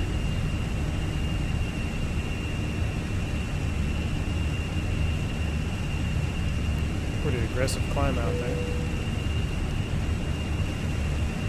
Should have been 1,000 feet before making a turn. Radar contact, today altitude. 1.7, climb at 5,000, cactus 337. Second 57, you can proceed direct Robbinsville, climb and maintain 17,000.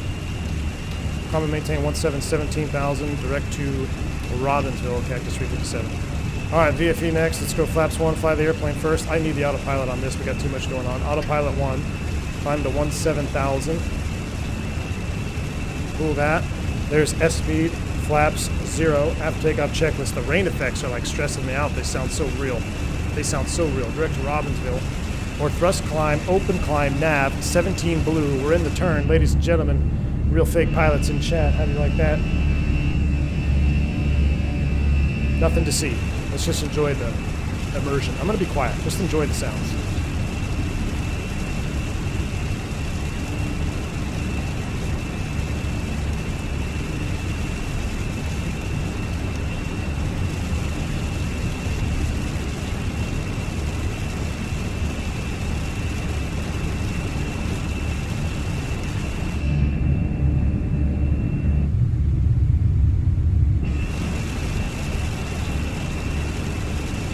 Just sounds so good. Getting ready for a breakout, starting to get a little bit lighter. We'll be able to compare breakouts from X-Plane to Microsoft here. Badly needs a radar. Yeah, I agree with you, Cam. Badly need a weather radar. That would be awesome. Supposedly it's coming, right, though? Supposedly it's coming. Look at that, out of the rain. Oh, here we go. Breakout time. Breakout time. Oh, not quite. Fake breakout. Fake news.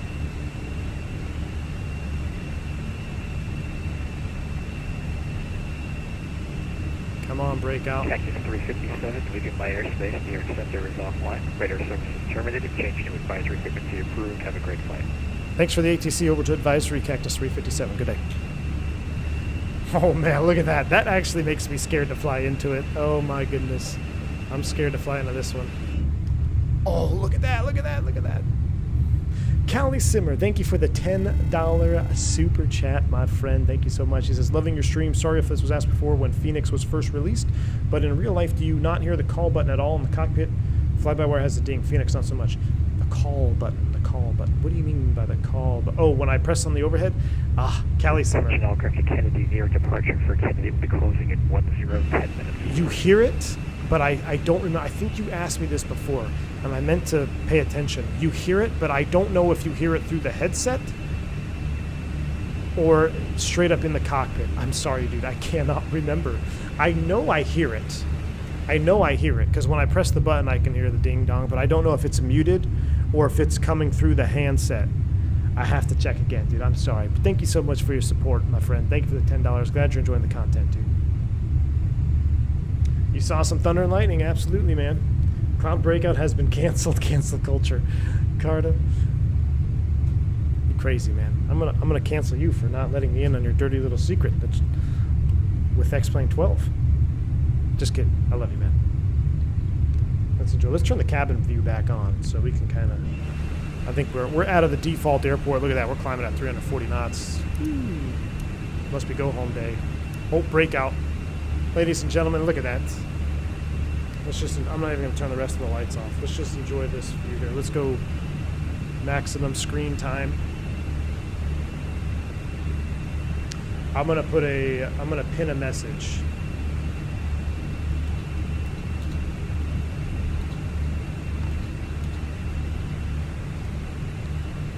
I'm going to pin this message right now.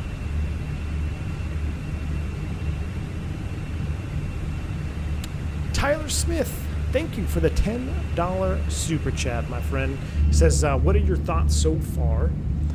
Looks decent. Tyler Smith, well, I am in Microsoft right now and just kind of enjoying the views. My impressions of X-Plane 12, it is to the letter of the word beta. It is 100% a beta. I do not think it is up to standards visually what we've come to and expect in 2022. Visually, I do not think it's there. Under the hood, it's got some improvements. You know, with my limited taxiing around, I think the ground handling felt better. I think the flare kind of felt better, less floatiness going on. It has some good things going for it under the hood, but in my opinion, my personal opinion, I'm going to shy away from it here for quite some time until it gets matured a little bit more. So let's go ahead and continue to clean up the airplane. That all comes off. That comes off. Everything else looks good. What's our outside air temp? Plus 23. Nice and warm still. Let's go ahead and turn our cabin visibility back on.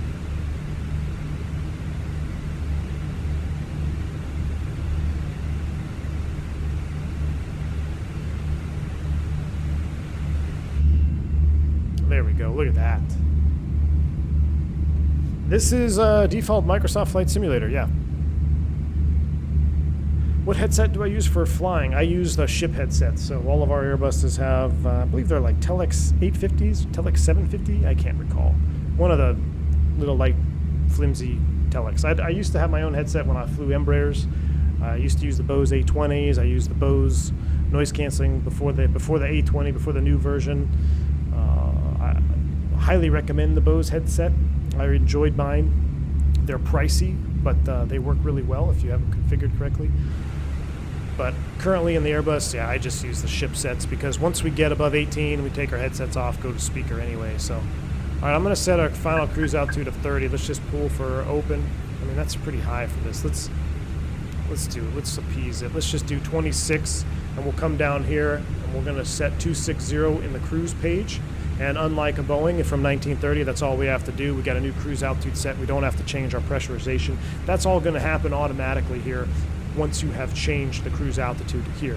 Now, one thing to note in the Airbus, she's so smart that if you were to dial in an altitude in the FCU above 26, it will automatically set the new cruise altitude that you set here. But a lower altitude, you have to manually set it in the prog page. But you don't have to touch your pressurization or anything like that. All right, should we work out a diversion to Philly? Let me see, let me go flight plan. No, let me go data, closest airports. And let me go Phil. What?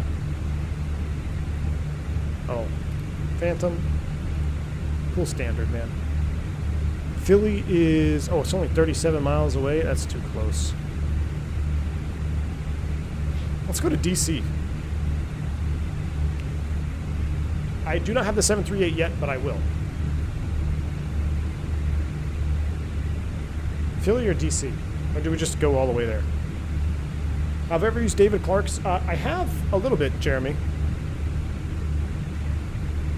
My only issue is I haven't tried any of the newer David Clarks, but like the OG regular David Clarks that everybody uses for GA flying, I didn't like those because the clamp force was so heavy that after, you know, a couple hours and being an instructor or whatever, even a student, after a couple hours my head started to hurt. You get that compression headache. So I went to something a little bit softer on the head and lighter as well. The bows were significantly lighter than the DCs. Now I think David Clark, actually I know David Clark has newer models now that are much smaller. They got nice noise canceling. I haven't messed with any of those, but I've seen guys use them. In fact, just the other day I had an FO that used those in the Airbus, so he brought his own headset. All very personal opinion. I might actually get one of the newer Bose ones, like the in-ear ones. I can't remember what they're called. Maybe they're like ProFlight. I can't think of the name, but Bose has a new headset or newer headset now that's kind of like an in-ear piece. Might get that. Philly, send it 27 right. Let's do it. You know what? I got a better idea. Let's trigger some faults. Let's do it. Let's see if we can get a fault to trigger. What the hell? Failures. Random. Send it. What do we got? Okay, I have control ECAM actions. ELAC 1 fault. ELAC when? Off, then on. Okay, off, then on. Did not reset. Or it did reset. Oh, we got a resettable fault. Beautiful. All right, we can continue on, but that's not what we want to do. Let's do it again. Send it. Are we only going to get ELAC 1s? What if I do it without clearing it?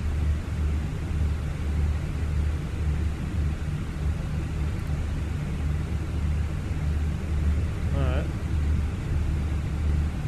Off. That should be on Captain only. It seems like the random fault is only giving me ELACs. I didn't mean to do that.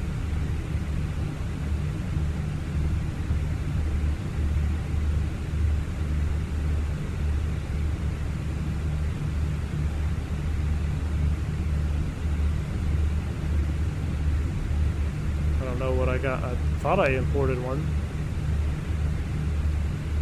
I don't see anything.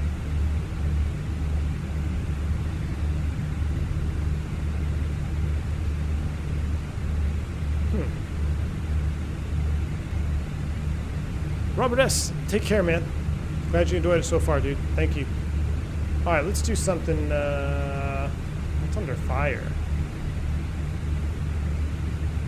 Ooh, let's do a smoke.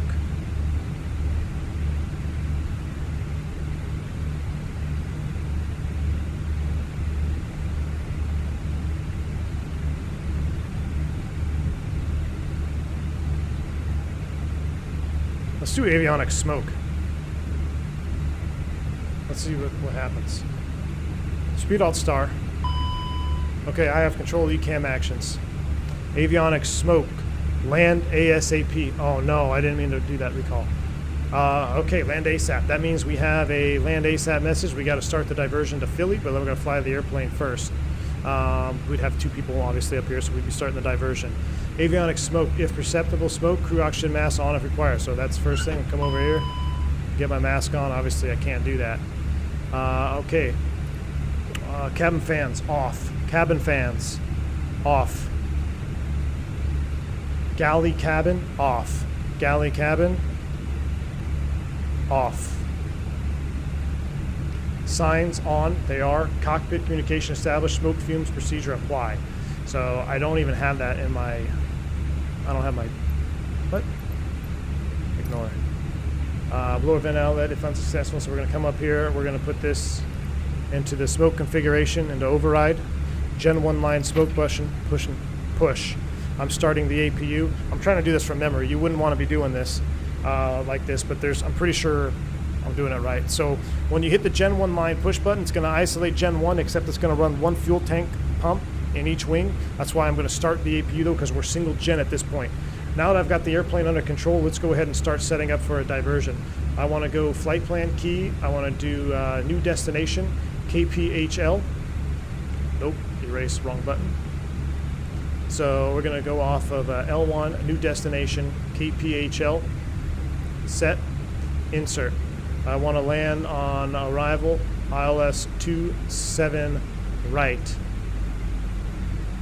No star, approach via Enzu, insert. We've already passed it, Cactus 357. Let's go ahead and turn left, heading 170, descend and maintain 10,000 feet. So we're going to go ahead and do 10,000, open descent, thrust idle, speed brake is coming full. We're starting down. APU is available, so we now have information there. Destination Philly. Oh man, I should remember this. I think it's like, what is the barrel? 231 or 220? 220 in the barrel. We'll go ahead and get Philly information. We're starting down to 10,000 feet though. We're on radar vectors. No mask uninstalled. Go back. Uh-oh. I hit S. What did that do? Messed up something, dude. Alright, we're in a descending left turn to 170, 340. I need to come over here. We need to get the weather for Philly.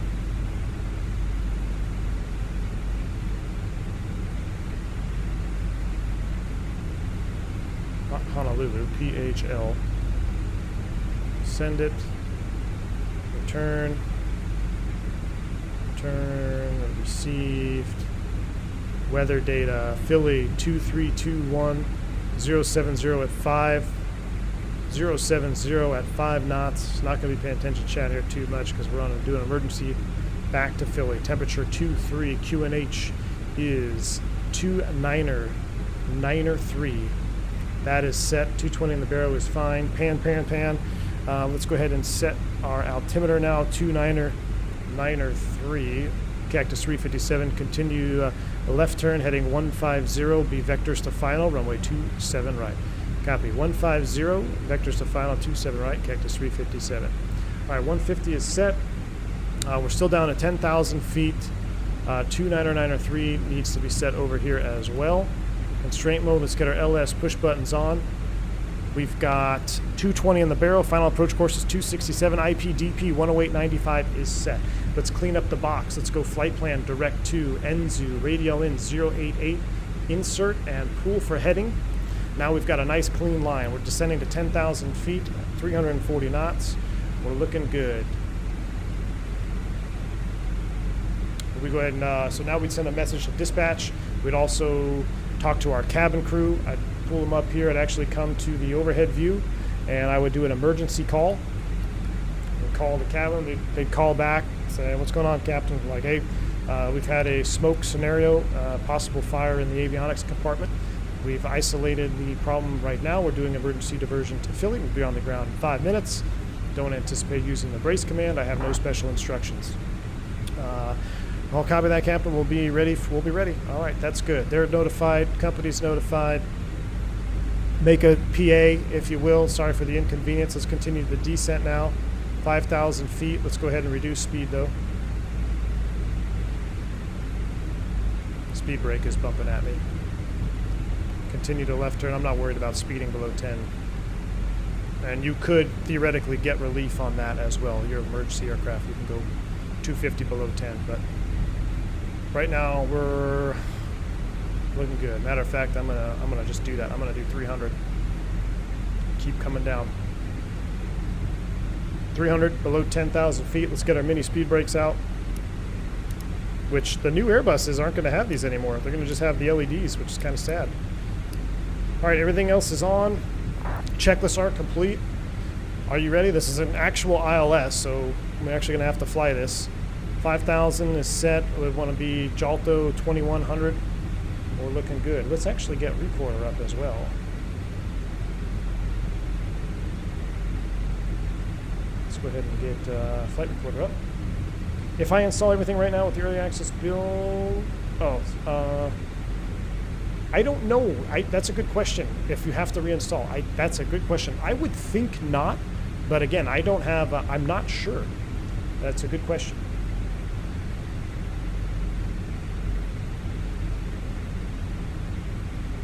All right, flight recorder is available. Isn't your company automatically notified when you get an ECAM so maintenance knows? Not necessarily. Maintenance would know depending on the nature of the emergency or the nature of the ECAM, like engine fire, compressor stall. But it's always better to notify them. And actually, real world, you could just tell ATC to notify them. Be like, right now I'd be on with Philly approach. Be like, hey, just make sure company knows we're emergency aircraft. We're diverting to Philly. That way they have some idea that, hey, we got an aircraft coming into Philly. We need to get a ramper crew there. We need to get gate agents there. That's really why you're notifying company. And of course, for 121 FAA regulations, when you divert to a non-scheduled alternate, you must have an amendment. So dispatch would probably, my dispatcher would probably see us because they're tracking a select few of flights. This would be a great topic for wrong side simulations to discuss, but they would be watching us and they would see us obviously diverting and doing a descent into Philly. They'd probably send us an ACARS message saying, hey, what's going on? But remember, that is all secondary when you're an emergency aircraft. The number one thing is to fly the airplane and get it on the ground as quickly and as safely as you possibly can. But theoretically, you need an amendment when you divert to a non-scheduled alternate airport. All right, so now we're in the rain, in the soup.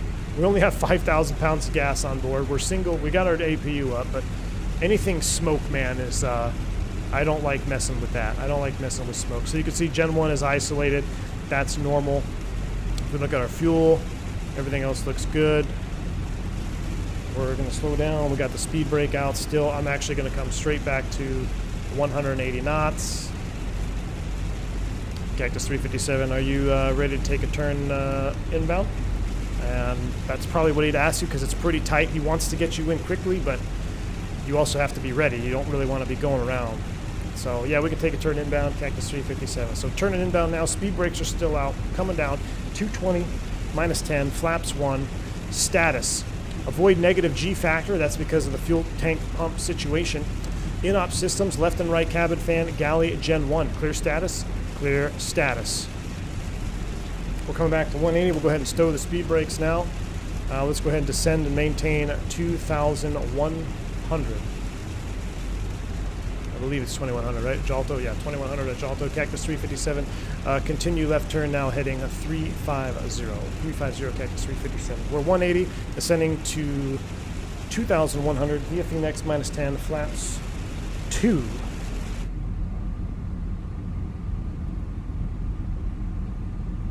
Geographically Inverted, what's up, man? He says, hey, finally got back to the crew room after 2 flights. 1 turn to go home.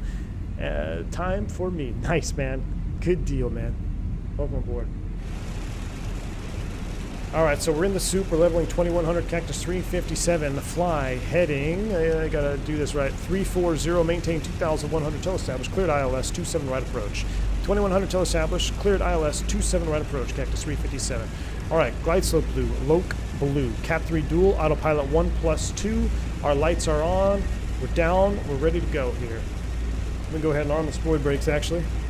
Speed brakes are armed. Let's go replay, or not replay cam. Let's go tiller cam. All right, we're 180. That's kind of a bad vector. Make it about 330 for Jalto. 330 for Jalto, Cactus 357. Flight 477, what's up, man? I finally got a breath here to breathe. He says, thank you for the $5 super chat. I appreciate you, man. He says, what do you think Microsoft needs to make aircraft feel heavier according to their weight like you feel an X-plane? I don't know so much if it's a weight issue. I think it's a lot to do with the devs and how they create their flight model. Because if you fly the BAE 146, you can really feel, I think, in my opinion, you can really feel the inertia and the differences of the 146 when you fly the 300 versus the 100. The 320, it's hard for me to say because we don't have any other 320 to compare it to. But the hardest part to get right, and I think has to do with the fluidity of the movement of the aircraft. So going from straight and level flight to that very slight pitch up or pitch down moment, you need that to be 100% smooth. You can't have any rubber banding, if you will. Kind of like that springy bungee feeling when you go from straight and level to either a slight climb or a slight descent. some aircrafts suffer from that in Microsoft still. Not many do in X-Plane, and if there are an X-Plane, you can kind of use the curve, really smooth it out. But I'm really looking forward to what the CFD update can do. I hope it will be as good as they are saying it's going to be and really fix that. But I don't know. That's just my opinion. We'll see. Does the BAE have an FMS? Yes, it does. And I believe they're actually continuing to work on a custom one, too. I mean, it has a custom one, but it's not. It's basically out of the mod, right? Someone can correct me in chat. But they are working on a full FMS specific to the 146. No terrain out here in Philly, so we'll go ahead and turn that off. All right, Lokestar. Localizer is alive. Yeah, the rain, you can really see this is a much more realistic rain effect. You just hear it and you kind of see it streaking. I mean, you don't really see much on the windshield, especially when it's gray on gray like this. Trust me, I was just flying in, when Texas flooded the last, like what, 2 weeks ago, I was flying in it. I was flying in some of the heaviest rain I think I've ever flown in my career. Top 3 heaviest rain situations I've ever been in happened last week or 2 weeks ago, whenever we had those heavy rains. And this is very realistic. The sound of it hitting the windshield, and if you listen carefully, you can hear the intensities of the rain varying as you're flying through these clouds. Like you'll hear it intensify, and then you hear it kind of back off, then you really hear it. All right, glide slope star, grow on altitude is going to be 3,000 feet. Let's hope we don't have to go around. Let's just do a hand flow on ILS all the way down, right? So we're hand flying. We're going to manage speed here. We're going to be too fast. Gear down.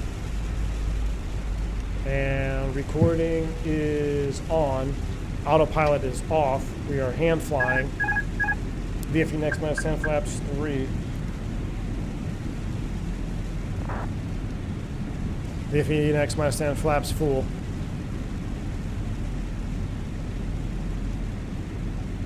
Philly traffic, Cactus 357 emergency aircraft landing 27 right, Philadelphia. All right, runway's in sight. Let's go ahead and do manual thrust as well. Auto thrust is off. 1,000. 1,000 feet, stable, clear to land.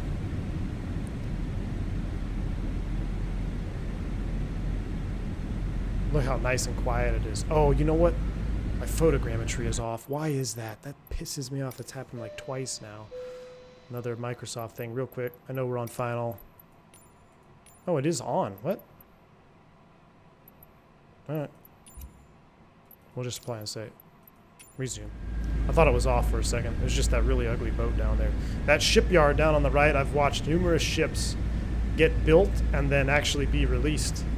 When I was based in Philly, I could keep track of the ships being built there in that shipyard. All right, we're 2 rights, we're 2 reds. Spoilers are armed now. That looks good. That Philly looks good. This is a default Philly as well here.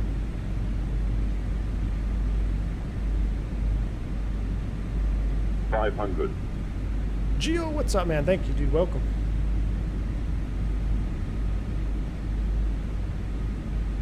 Pina Colada, read the pin message, my friend. Read the pin message. 100 above. Nice little 5-knot tailwind here. Minimum.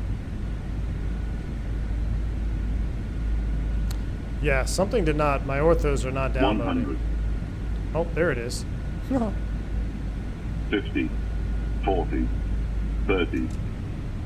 20. Retard. 10. Oh boy, floated that one out. 5. Come on. Whew. Spoilers. Reverse screen. Decel. The runway was running away from me there. Caught the end of that touchdown zone. In real life, it's pretty hard to get a super smooth landing on 27 right because of that intersecting runway.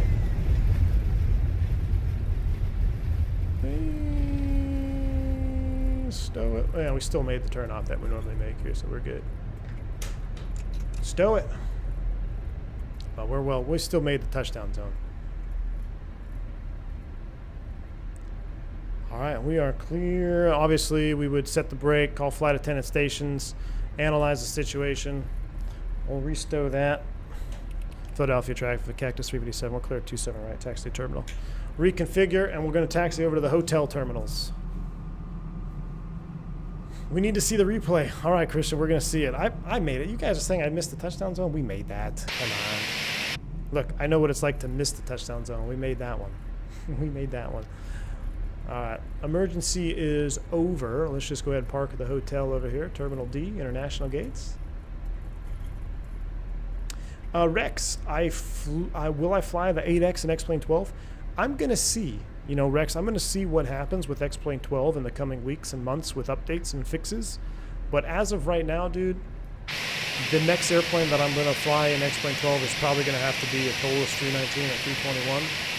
I'm not really going to do any other content in that sim until I get something substantial to fly or check out, because I just don't think it's there, man. It's not for me. It's all personal opinion. Let's reconfigure for replay. But for me, it's just not there, dude. This sim is far superior, in my opinion, for immersion. And that's what we want to get out of our simming, right? We want to be immersed. So, all right, let's go replay cam. Let's see how we did. I am using the MFG Crosswinds, Max Parks. I'm using the MFG Crosswinds. All right, let's go to, everything's configured, right? Let's go to replay mode. Beautiful. Here we go. Oh, I forgot to disconnect. That's my bad. Sorry, guys. Disconnecting from that sim. All right. Christy, I bet you, I will bet you,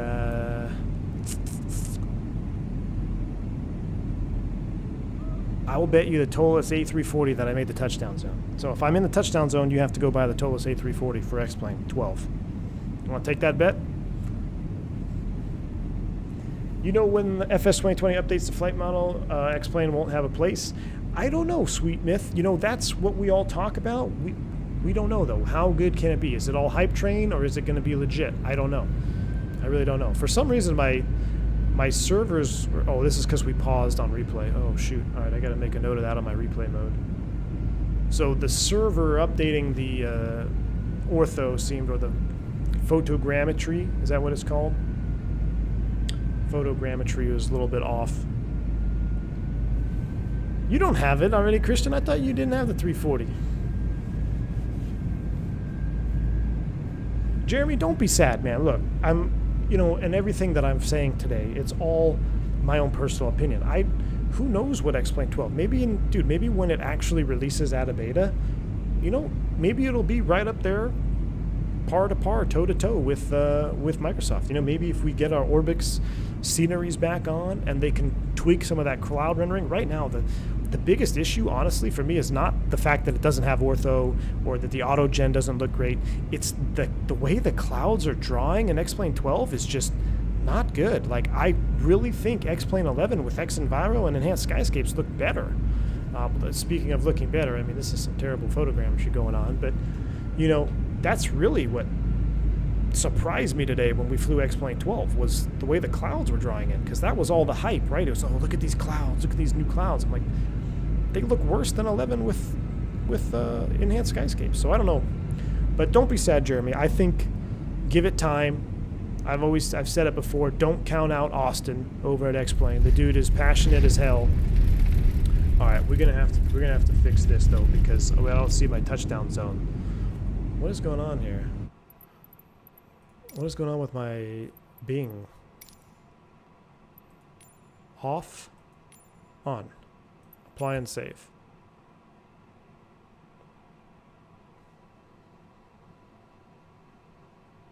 Aaron, you're Aaron, you're gonna be flying to Phil soon? Awesome, dude. Oh, that's right. I think in real life. I'm gonna see if I reset this photogrammetry if it will show the touchdown zone. Jeremy, I know that's the thing. You know, the preview pictures looked good, but that's all. You know, that's, I don't want to say Photoshop, but you can take pictures specifically to make things look really good when they may not be awesome. You know, so you always got to take all these previews and all the hype. You always got to take it with a grain of salt, dude. Always got to take it with a grain of salt. I think this is going to take a minute or two to reload, but I'm determined to see if I hit the touchdown zone. I know we were long, but I'll bet Christy the Captain Scam 777 that I was in the touchdown zone. Here we go. Go back, resume, and resume replay. Here we go. We got ground textures now. Here we go. Now we're back. All right, Christy, are you ready? You ready to buy me the captain scan? We were down before the last one, I promise you. Boom, shakalaka. Look at that. Hey, we got. There's no landing to write home about, but we were right on. We were close. We were on centerline though. Centerline makes up for it. Centerline makes up for it. All right, let's watch one or two more now that we got our photogrammetry finally installed. Resume replay. Let's get sail going, guys. Look at that. That's beautiful right there. This has been a long stream, been a long day, a lot of hype. I know there's a ton of content creators out there right now. We're all streaming X-Plane 12, X-Plane 11, Microsoft. So I appreciate each and every single one of you who have stopped by the stream today, maybe who have become a member, who have become a subscriber. I sincerely thank you. If you're new to the channel, you're just tuning in, maybe the X-Plane 12 brought you into the channel. I'm a real-world Airbus captain. I don't have a set schedule for streaming, so if you do like this content, make sure you do subscribe and you have your notifications on, because I really don't have a schedule when I stream, when I don't stream. So if you want to see something again, you want to be notified when that pops off. But I had a good time today. I hope you guys got to see some stuff that you enjoyed. And we're going to be back later this week. I have to make a good old Costco run tomorrow. We might do something tomorrow. We might do something, maybe pick up where we left off in the South America tour. We're in Rio de Janeiro, beautiful. Maybe we take a 7.3 up tomorrow. Who knows? 7.3, BE 146. The options are limitless. But smash the like button for me if you haven't already. Guys, I hope you enjoy the rest of your Tuesday afternoon. Thank you for spending some of it with me. Until next time, stay safe, stay healthy. I'm V1. See ya!